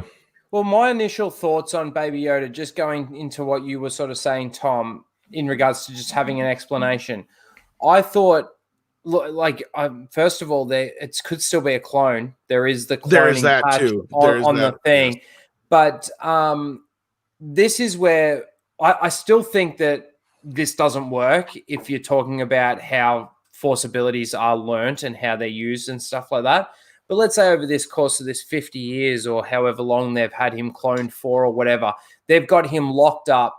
They're prodding him basically to torture him in some way to make him use the Force and see what he can actually do. And that's why when he puts his hand up and he always looks at his hand, he's like, it's just a reflex thing for him now. He just puts his hand up. I brought that up too, yeah. It sort of protects him. But this is the thing with that is when I look at either the Force healing or the flamethrower, the flames in that last episode or that... Is it the last episode? Whichever one it is, where he pushes the second back or the last one. That's where it really breaks it because you don't stand in the middle of a fireball coming at you on a maybe this will work. He knows what he's doing. Yeah. Otherwise, your instinct would be to duck and cover and not be like, I'm going to take a chance and do the wavy hand thingy. Well, that's where I'm starting to think, I've said it a few times throughout, I was originally starting where Raging Ryno was with my whole, he's a clone. They probably just forced him into using a lot of these Force powers, abilities, and that's why it's become a reflex to him, like you said, being under duress or torture, or however he was taught or whatever the situation was. He's probably being trained in whatever way to be. We also have to go under the assumption that they knew already that they were bringing back Palpatine at some point too during the making of this. So they probably figure, okay, maybe even Palpatine's clone was the one who was responsible for teaching him some of this shit. We don't know that yet. Again, they have that ability to explain it. And I'm not saying it's a good explanation, but like Raging Ryno was saying, and you guys were just saying too, as we got going throughout the show, I'm starting to think, no, this kid's fucking with us. This kid's either Yoda's clone or he's, the Vergence in the Force. And it's just a natural thing with their species that they love to just fuck with people. I think he's a test tube baby, and he's created by the Empire on Exegol to grow so he's big enough to be juiced for his Force metachlorians to give to the Emperor to rejuvenate it. That's probable. That's very probable. But see, the thing that annoys me the most, Tom, about this whole thing is that the series was promoted to be this, Western in space with a Mandalorian, bounty hunters, from my understanding and from what I remember, there wasn't supposed to be any Jedi or any Force users in it. And again, the one episode that we actually got that, everybody said it was filler. It was kind of the prison one. The prison. That's episode. The only one I really liked, to be honest. That's on the same. To me that. I get where people are coming from, but I also see the whole wagon train in space kind of show they're doing. And I mean, a lot of people were like, oh, they're just ripping off, the Magnificent Seven in the one Gina Carano episode. It's like, no. it's Seven Samurai. I get what Favreau and those guys were doing. They're pulling a lot from Kurosawa for this show. They should have said that instead of the whole it's a Western thing. They should have said it's more of an Eastern Western, or it's a Kurosawa kind of inspired Star Wars, because that's what I see in this. And the second season trailer is giving me some of that, but I'm seeing some of what you guys are saying too in this, like, wait, you're jumping to this whole like it's a bit different tone. And I think you guys are right about the whole influence of Baby Yoda. Like, he was probably something that was supposed to be out of the picture sooner than he was. And because of the popularity, because I still stand by the only reason we didn't have no toys has nothing to do with them keeping shit under wraps, because they have no problems keeping shit under wraps. They didn't have a big plan for it. Oh, not so much that is, I don't think the toy companies wanted to touch it with a 10-foot pole. I think they looked at it and they saw Jar Jar Binks. They've gotten burned on Solo or the Last Jedi Solo and Rise, and they just kind of averted issues with Rise of Skywalker. I think they were looking at risk aversion here, and they're like, we'll make a Mandalorian, we'll make the robots and stuff like that, but we're not making that fucking Baby Yoda doll. Yeah. But see, this is where I feel that they went off on a tangent with it, because they didn't, like, coming into this next season, there's no space to have Baby Yoda continuing this story. I agree with you guys. It was something that was only meant to be like a 3 or 4 story or episode arc, I think. I don't think they're going to kill him off though either. I think that they're going to bring in Ahsoka so that they can keep this character alive, so that they can still market. But Ahsoka, they're going to bring Ahsoka in and take, because you look at a lot of Ahsoka's story arcs throughout the Clone Wars, throughout Rebels, it has a lot to do with Children of the Force. Well, and Ahsoka brings in more problems than Yoda does, in my opinion. Oh, I agree. Because I know, where the fuck have you been all this time? Yeah. It's like, you got your fucking former master or whatever out there fucking killing everybody, so you're just gonna let this punk ass kid come in and save everybody? Oh yeah, that works. And again, it speaks to their whole. Say hi to Luke Skywalker, because that's a very common surname apparently. That, like, my master's name was Anakin Skywalker. Yeah, there's a Luke Skywalker, and he's a famous Jedi that destroyed the first Death Star and killed Lord Vader. Well, Luke Skywalker's all the proof you need that Lucas didn't think a lot of that shit through to begin with, even if you don't have any of the other proof. Because the last name, you didn't do a good job of hiding. But maybe there's no like white pages and that's not the point. Far away. Yeah, I know. You're going too obvious. There's too many obvious points. Yes, like they needed to. Like, I don't think George. I love him to death, but he's not. He's a techie guy, not a drama guy. Yeah, there's certainly things. Ahsoka, bringing in Ahsoka is to do anything with Baby Yoda is a terrible idea, because here's the problem. Just guessing, but I put money that I'm pretty close.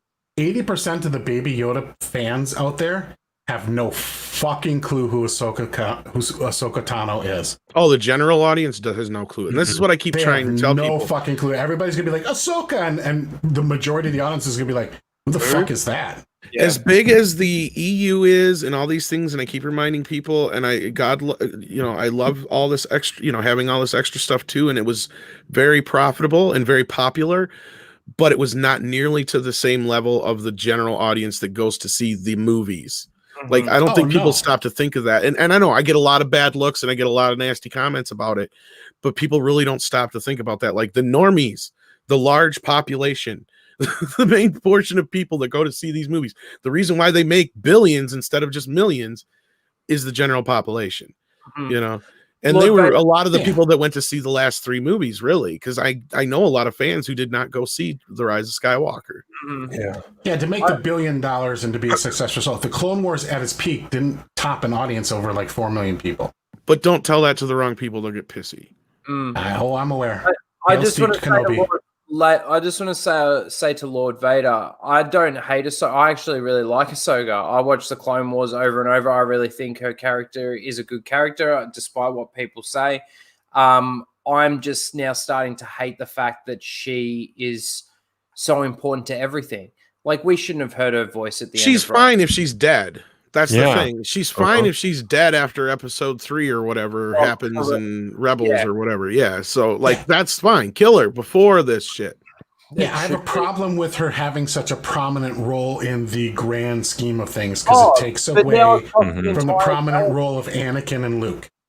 Yeah, that's right, and it's across the entire galaxy. Like, you know, she's even the voice at the end of Rise of Skywalker, and it's just you look at the fight at the end of season 7 of the Clone Wars that takes place with Maul and her relevance in the story of when Revenge of the Sith is taking place. I see all of that and I just go, come on, like, she was a good character. Let it go, or let it. Well, that's the thing, and I see people sticking up for Ahsoka in the chat. Nobody's really, dumping on the character. We're dumping on the fact that she's still around. Like, overused, too important to the grand scheme of things. Right. I don't want Star Wars to be the story of Palpatine and Ahsoka. Yeah, and that's where we're headed, because she's going to span the whole goddamn gamut. And so the only 2 characters that are going to be like consistent throughout the whole damn thing is going to be Ahsoka. Yeah. Well, just the emotion of Palpatine of Vader having prequels, but just the emotion of Vader having to kill her would have been fantastic. Oh, the way that they ended that second season of Rebels, despite the helicopter things and all of that sort of stuff, but the way that it's some of the worst things ever. Absolutely, but the way that they showed that she'd essentially died, I thought that was really good. Like, I thought there was enough weight to that and everything. But because you go back to the first season in the movie of the Clone Wars, which I don't like the Clone Wars, but I know people do, including you. So if you go back and like, look, it's his apprentice, they're friends, they're buddies, and then you think, he's gonna wind up like beheading her. That's just good stuff. But no, we can't do that. And she should have died at the hands of Vader. But the funny thing is now that we know that she's still alive after Vader's gone. That can't happen. Yeah. Anyway, let's move on. We've been talking about the Mandalorian and stuff. Let's get back to this. Yeah, sorry about that. It was my fault. Oh, I'm not sorry. Fuck this video. Nerds go off on tangents. She has yet to give us a good reason to believe her. No, that's right. It's just gonna be more. I liked it. It was neat. It's good. It was so awesome. It's got pretty colors. It's got pretty colors. I like that. All right. Making sense and going into a little more detail as to why they were linked. So then the Knights. It didn't really. It basically what was the thing behind their link? Because they were a dyad. Because they and then it turned into a dyad, or he created. They didn't explain it. They named it. There's a difference between naming it and explaining it. Yeah. They called it a dyad. That's all they did. They labeled it. All right, let's see. Looks like one of our points is the Knights of Ren. I liked them and their mysteriousness, which made them a lot more intimidating, but not so much that. No, they weren't. Intimidating. You have a problem, though. You have a story problem here. This is your 3rd story. You're supposed to explain to us who the fuck they are. They're not supposed to be mysterious at this point. They're generic henchmen. They're as significant as a random stormtrooper in the background. Now They're literally nothing. Now they are. You're right, Greg. That's 100% what they are here. This mysterious bullshit. They're no more mysterious than a stormtrooper. No, you're right. This is someone standing. The mystery is why anybody cares about them. What was that, Tim? It's someone standing for the whole movie. They're proceeding on the premise that I love this movie and I'm just going to praise everything about it. She hasn't said one critical thing yet, so. No. But she, like I said, she did do a video about saying the things that she didn't like. And again, we'll watch that next week. I'm so curious to know what she didn't like. I didn't like this. It sucked. I didn't like when Ben died because they didn't get to, run off into that. You know that's going to be like their number one. Yeah. I hate videos that number things, but then don't tick off the numbers. Yeah, no, I know. She hasn't given this is just an essay video, and that's fine. Just say all the things I love about Star Wars The Force Awakens, not 10 things. Like that's just like a Screen Rant fucking gimmick. Yeah. And by the way, I have a double master's in political science and history. And psychology. That's why I enunciate every syllable. All right. We can really sense that Kylo Ren is in charge of the First Order, and everyone fears him, much like how Darth Vader was feared. Oh in those first no, movies. he wasn't. He wasn't feared at all. I don't think anyone really feared him. Everyone hated him. Even fucking Hux. He was a whiny little bitch. If they really feared him, then you wouldn't have had that jokey scene in The Force Awakens where the two stormtroopers are walking down and then they're just like, whoa, and they go the other way. That's too jokey. Like, if they were really in fear of him, they would have been like fucking running. Like, it wouldn't have been a funny scene. Yeah, and the redhead. Hail the president. He's in the chat. Presidente is in the chat. Hail. How are you doing tonight? Oh, this morning, I should say, Avu. Hope you're doing well, my friend. Yes. Sorry, who did we interrupt there? No one? No, I was just saying that and the redhead stood up to him. So, you know, what's his name? Hux. So if Hux is going to stand up to him, how, without any force powers, how intimidating is he? He's not.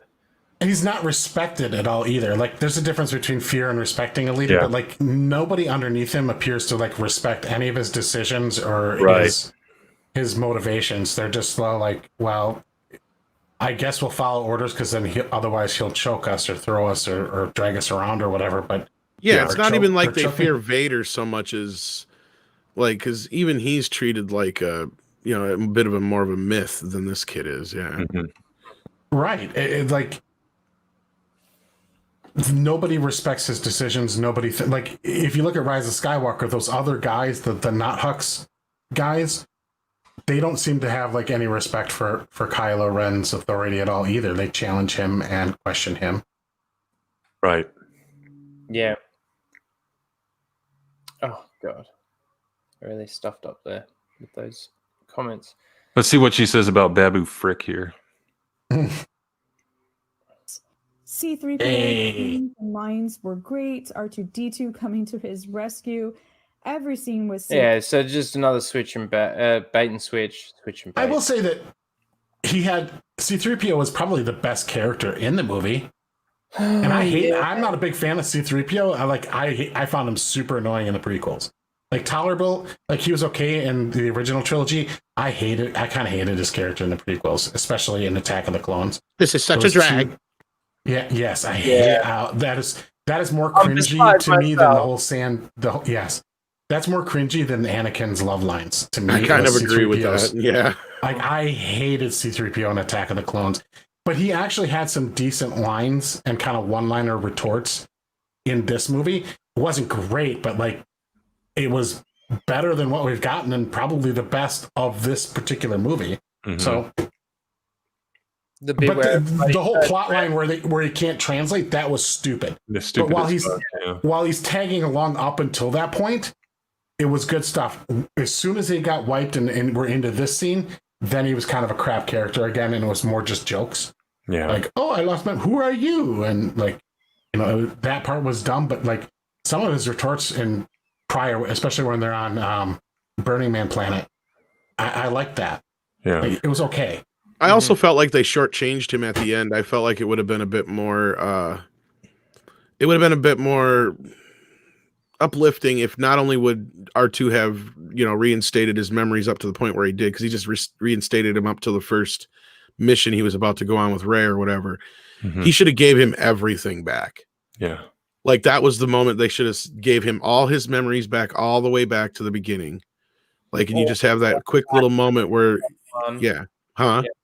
all the way back to episode 1. Exactly. Yeah. Like, he just goes through the whole thing and he just kind of has just this moment of, oh my goodness, like kind of thing where he just runs through the whole thing real quick in his head kind of thing out loud. You can just have him say some random shit, but probably would have been better. But it would have made you feel like, oh, good, he finally got his memory back that was erased back in episode 3. It would have been a nice little callback. Yeah. It could have been like, in that final scene when they're on the planet celebrating, you could have had him over there with a group of children kind of sitting pretzel around him. And he's telling the story of Star Wars like he did the Ewoks. Exactly, like a little callback like that. Not where you're even hearing him necessarily, but you can see him. Maybe you hear him do like Darth Vader's voice thing, like just a callback to Return of the Jedi's ending.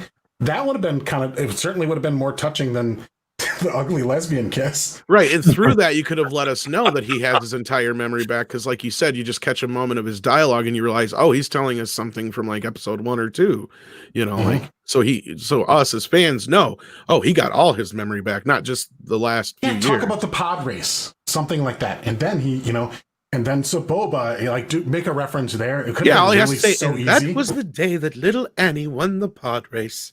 Yeah, there you go. Yeah. I don't think Anakin should have built any droid. I think it should. That I agree with too. I don't like that. Oh, absolutely. That was a weird way to insert him into the story. Yeah. The better way should have been he fixed him out of Watto's junkyard is what it should have been. They were built on fucking production lines, and he was just one that was broken in the bed. Otherwise, why do we see all the other ones, in the movies? Yeah. So that's George Lucas not thinking things through, just like the Jedi having all the same kind of robes as Obi-Wan did. Right. RLM was right about that. No matter what you feel about him, they're right about that much. Like, that is not a normal thing for what a Jedi would probably wear. What a Jedi would probably wear is something more like what Luke wears in Return of the Jedi. Yeah. So something tactical. A tactical uniform, not a monk. Like, that would be like when they're going to meditate, that would be the uniform they wear. But like practical mission stuff, they would have tactical gear. Yeah. Supplies and things like that. Yeah, Obi-Wan's wearing what he's wearing in episode 4 because he's lived in a fucking desert for 30 years or 20 years. Yeah. George thought he had to explain the line, thank the maker. And it's just like how they tried to, what was it that they tried to explain just like in a similar way? I'll think of it. Is that off of George probably? Oh, go ahead. Sorry. There's no line to explain with thank the maker. That's simply like that's like any of us saying, oh, thank God. I was just going to say, is that George's animosity against the whole getting God out of the original trilogy thing? Do you guys know about this? No. Go back and watch the special editions compared to the original movies. Any reference to God is taken out. So I feel like maybe that was what it was, because half the joke is, him saying, oh, thank the maker, is us, like you just said, saying, oh, thank God. Yeah. For him to do that, to say that is just his roundup. That's how George thinks. He is fucking. See, then Disney tried to do it in Solo by with the whole line of your ship communicates. What is it? C-3PO say to Han in the with a peculiar dialect or something like that. Yeah, like speaks weird or however he puts it, and then they had to insert in that fucking droid from Solo and make that the ship. So. That's we get a link. It's a connection. That's how the ship talks. Like, it's just they try to connect everything. Mm-hmm. Everything needs to be connected to everything. We never needed to know. We never needed to see the Castle Run. For those who are small, no, they're explaining all the wrong things and leaving up to, and they're not explaining the big things. Like, didn't need to know about the dialect line. That was just a throwaway line. Mm-hmm. And a kind of a half chuckle, ha ha. That doesn't need any explanation. Like, explain how force powers come from. Well, actually, no, I don't want them to do that at all. I want the force to stay as mystical as possible. I don't want any explanation as to how, like a breakdown of how it works. That I like it as being a mystery and a mysticism. Well, the whole LGBT fucking robot thing being part of the Millennium Falcon is just kind of an extension of George feeling like he has the need to explain, like, making C-3PO special because Anakin built him. Like, it's nothing more advanced than that. You know what I mean? So they want to put their stamp on it. They want to make the Millennium Falcon special by having this robot inserted to that's all it is. Mm-hmm. That's all it is. And you know what? Not everything needs to be touched by the divine hands of something else.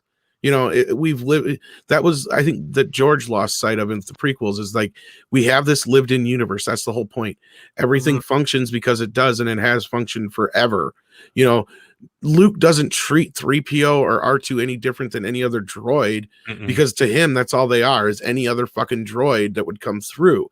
So to make like just to fundamentally make Anakin the builder of 3PO, to make him special in some way, is stupid. And again, it would be no different than if he just repaired a droid that was in Watto's junkyard and he just like, oh, I added this and that to like up the memory. That would make more sense than him, like you guys said, no, building a droid that already comes off a fucking assembly line. Yeah. That's why this world worked for us in the first place. Yeah.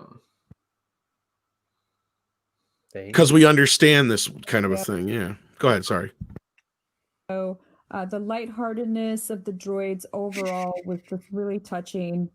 General Hux was the spy. Geez, she's really flying through these points. This is what I liked. No real reason why. Just yep.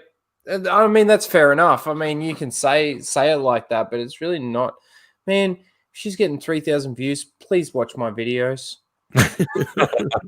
And his only reason was to try and stop Kylo Ren from success. She I likes loved this. It was so in tune with that hateful relationship that Hux and Kylo had. Leia, They didn't really have a hateful relationship in the first. They had that bit of a thing, but I don't know. She's been real fucking. They were rivals for control. Hux was still down with the cause. Yeah. Now suddenly he's not because he hates the leader. Massive announcement and blowing up the fucking New Republic. He was all for it. I don't understand why this guy that just destroyed fucking 5 planets in a row is now all of a sudden, a year later, okay, I just want fucking Kylo Ren to lose. That's really cool. I don't think so. And again, she's straight off that point onto another point. and Luke's scenes were really important to the progress of the story, and seeing them together again at the end was a really nice touch in the Force ghost scene. Leia waiting. Oh my god! I think it's really That looked telling cringy as hell. that she's listing 10 things that she loved about the Rise of Skywalker, and the video is only 7 minutes long. Yeah, so there's not even a minute for each. Yeah. Exactly. I think that speaks to the quality of this film. Yeah. I mean, if you asked me to make a video about 10 points of the things I love about Empire Strikes Back, that video would be like probably an hour long. Yeah. Mine too. Well, just look how long we talked about like tracking fobs. Yeah, half an hour talking about the Mandalorian. On a complete break, we went from C-3PO being on the screen and how good he was to, I don't know, somehow, I don't know. Anyway, I see what you're saying. This is, let's get through this. Before she could become one with the Force, it was so sad and beautiful. Did anyone actually notice that Leia didn't become one with the Force when she passed away? She became one with the Force after Ben or Kylo Ren passed away and became one with the Force? Like, again, that's not how that works.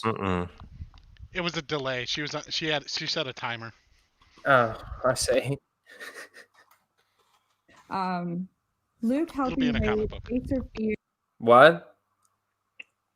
It'll be in a comic book. Oh, yeah. Of course. Probably two different ones in two different ways. See you, Abunas. Take it easy, mate. Thanks for coming by.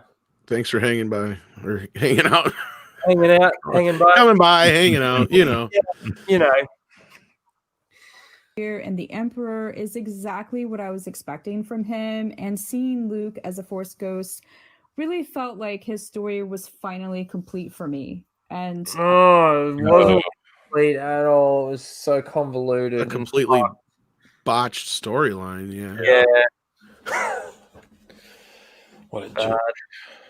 It was very well done. I really liked it. It wasn't well done, and it was horrible. And just because you like it, you lose. She's not explaining why. She's not giving the reasons. Oh, it was really well done, and that's it. I like it. That's it. Yeah, I know.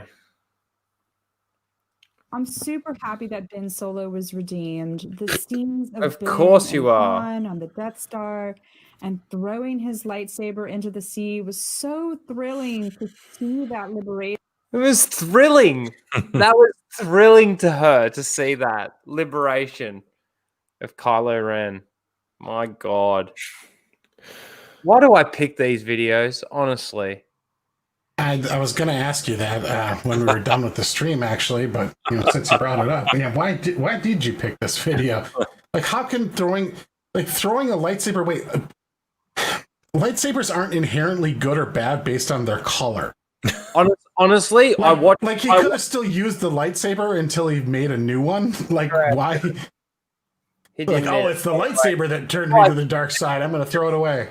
It's not like in Revenge of the Sith, Anakin's like, no, I'm not going to use this because I'm a Sith now and this is blue, not red. Right.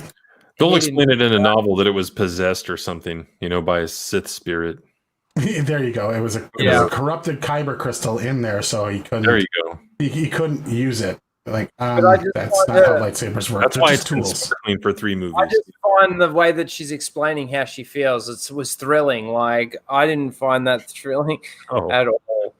At all. I thought it was wasteful and annoying. It's like, okay, like what is with this sequel's obsession about throwing lightsabers and burying lightsabers? Like, they hate lightsabers in this trilogy. Yeah.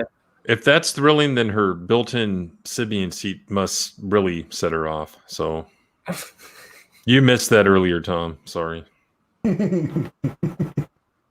Did I really, though? Yeah, that is the question. All right. Come on. We got 2 minutes. Adam Driver and Harrison Ford's acting was so believable. It was so believable that Harrison Ford didn't even shave for the shot. It was yeah. He had his hairdo from the other movie he was really cared about. Wanting to explain. Sorry.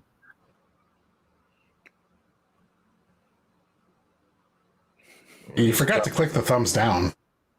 Oh, I'll get there. I mean, we're shitting on it. I think it's fair to give it a thumbs down. I think so too. The subtle shift of energy and personality that we got to see with Ben Solo was amazing. From the look of confidence. Subtle as in non-existent. Yeah. I don't understand. Like, he is an emotional. I don't get it. I mean, who gets this whole thing? I don't get what she's saying though. And why is it something that she really likes? Like, this is 10 things she loves, and it's like, okay, you just throw it, like, it's like next card, next card, next card. This is the quality of a screen scan video. Yeah. And love on his face with Rey, getting to see him do a little fighting with the Knights of Ren, which was really bad. A little fighting is exactly right. And his shrug was really bad and really forced in because they tried to, he's like Han Solo. He did the shrug. What? Get the fuck out of here. It was so great that the heir to the Skywalker lineage, Ben Solo, got his ass whooped until he got a lightsaber by a bunch of guys wielding medieval weapons. Mm-hmm. Yeah. When he should have been able to just like fucking force push and force throw all of them with like ease. Mm-hmm. Fucking choke them all at the same time. He got his ass handed to him until he was gifted the lightsaber by magic. The Force is magic now. Mm-hmm. And again, it's another badly choreographed fight, which has this backflip that looks ridiculous and doesn't really look nicely flowing Jedi kind of feel to it. And the bit where he stops and he puts the saber behind his back and waits for the guy to hit him, and then the guy hits the saber, and then he's like, whew, and then he keeps going. Oh my god, I don't know who came up with this shit. Yeah, like fuck off, Disney. Fucking it was a horrible fight, and it was basically like the Knights of Ren are just fodder. Okay. Yeah. Yeah. That use medieval weapons. Yep, just generic weapons, generic henchmen using medieval weapons in an era of where people have blasters, energy weapons. Yep. Nobody like pulled out a blaster and just shot him in the back of the head. I'm pretty sure that one guy had a boat oar, so that's what it looked like. It was he was the Knights of Ren. He was Spanky Ren, and that was his paddleboard. God. All right, let's go.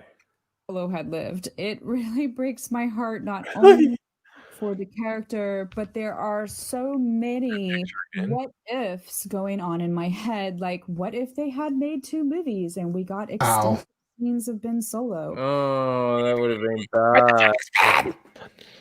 That would have been really bad. I fucking hate Star Wars. Yeah. She's just basically wanting them to flush out this relationship and make them bang. Yeah.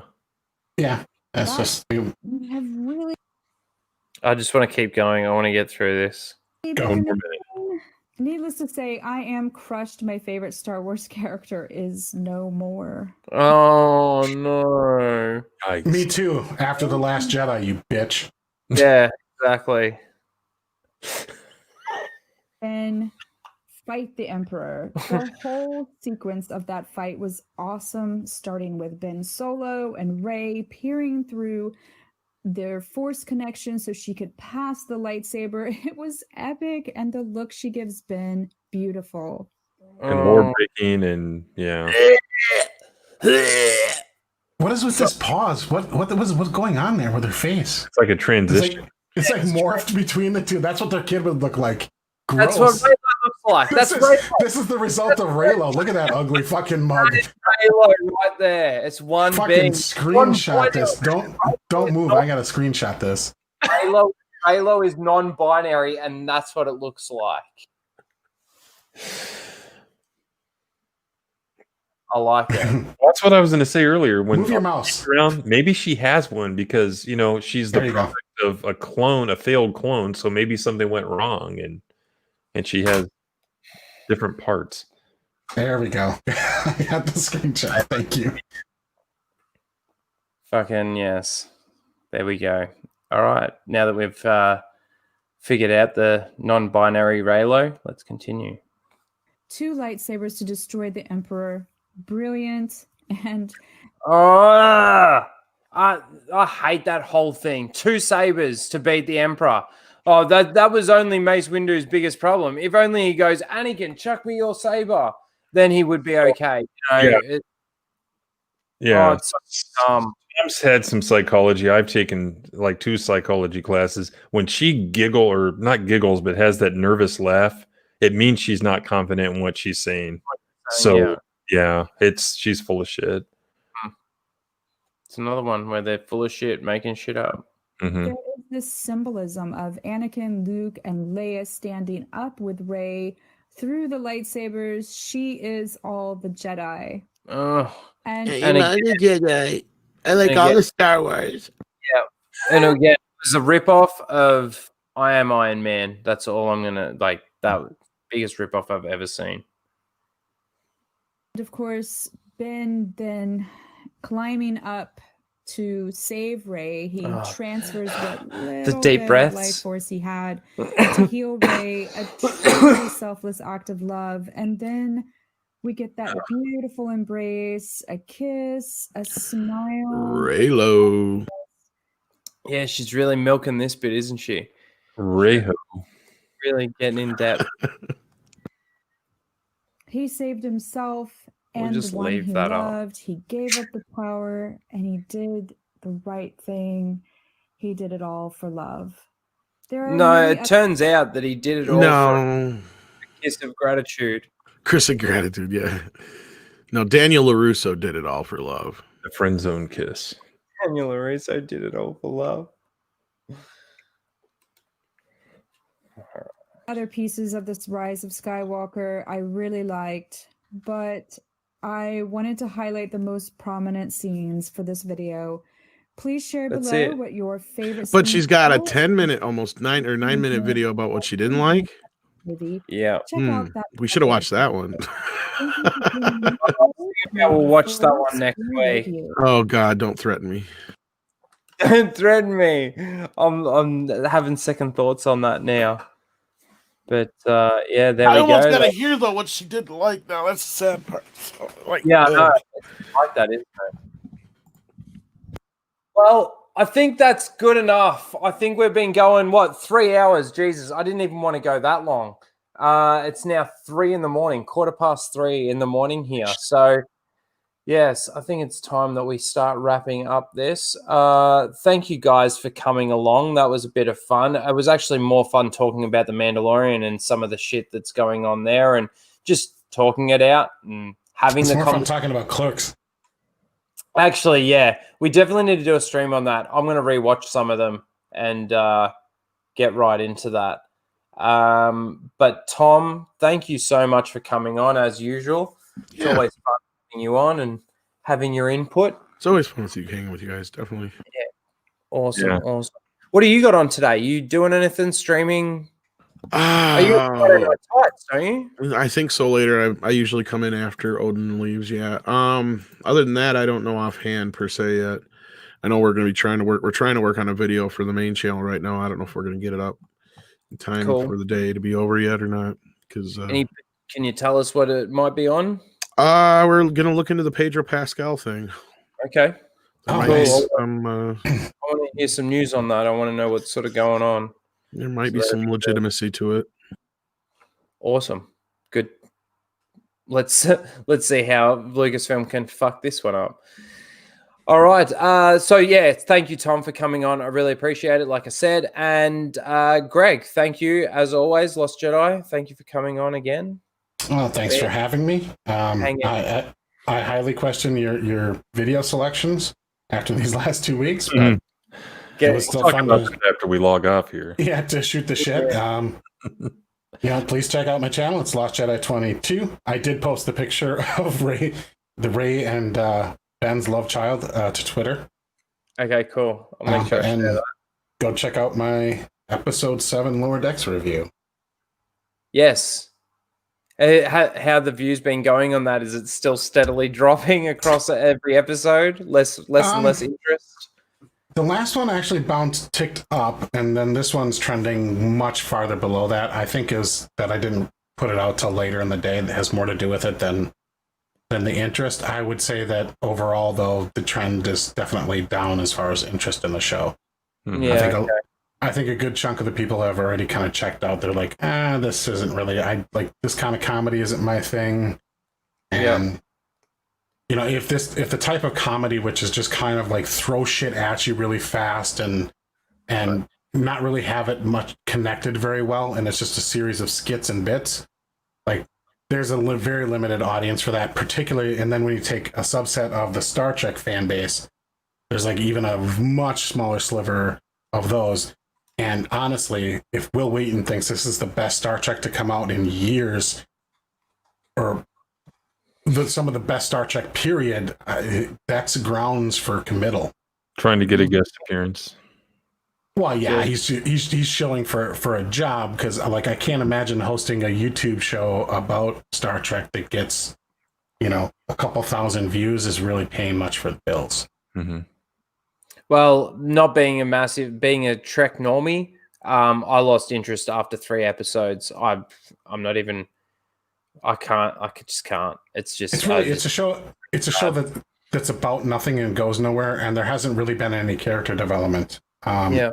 We don't know really anything more about the main characters, other than we just keep getting reaffirmed that Mariner is obnoxious and a terrible officer just because she chooses to be, not because she's actually incompetent. That's the only reoccurring thing that we're getting. Everybody else is just kind of like the same character as they were in the first episode. Yeah. Except for Boimler seems to be acting a little more out of character, like doing things like, you know, palling around with Mariner instead of doing his duty. Yeah, he's learning from Mariner now. He wants to. Yeah, like he attended the choo-choo train dance in the previous episode rather than like do his duty to fix the computer isolinear chips or whatever. Like that seemed very out of character based on what we saw. So maybe his character's growing a little bit, but in the wrong direction. Yeah, because he's still the butt of the jokes, for the most part. So he's just kind of there to get shit on as a character, and everybody else is just kind of the same. It's just rehash, repeat, and it's just a bunch of bad comedy skits that really don't laugh. There's been, I will say, in the last few episodes, there are moments that at least get chuckles out of me every now and then. In the last episode, the whole transporter noise thing got a chuckle out of me, because it was like an annoying noise that persisted along with him not being phased in correctly. Yeah. Well, everyone, go and check out his review on it, because he breaks them down quite well and gives his points, valid points. So please go and check out Lost Jedi 22's channel. Thank you, sir. And Open-Airlock Policy. Yeah. Tim, thank you for coming on. First time on having my channel. We've streamed before on the Raging Geek show and a couple of others, but again, thank you for coming on. And please go and check out Open-Airlock Policy. He's been doing some great videos too over there. He did his Gina Carano one, so go and check that out. We saw some of that earlier. And yeah, I'm going to be doing a Mandalorian trailer, but it'll be a little bit different than what everyone else has been doing. So, because you can only do the same thing every so many times. So I'm going to do something a little bit different. And then just so everyone knows, on the 1st of October, Geek Blend is hosting a Monster Squad watch. So for Halloween, and that is an awesome movie if you've never seen it.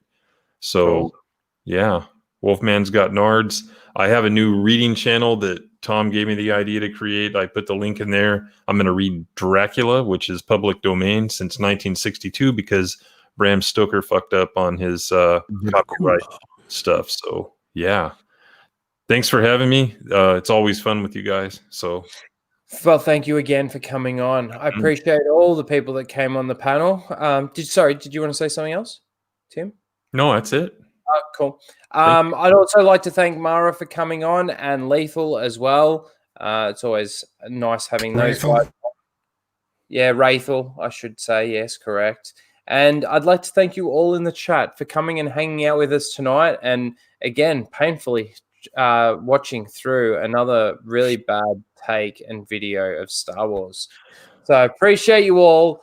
Thank you. I don't have any video any way out, but we're just going to end it. So later, everyone.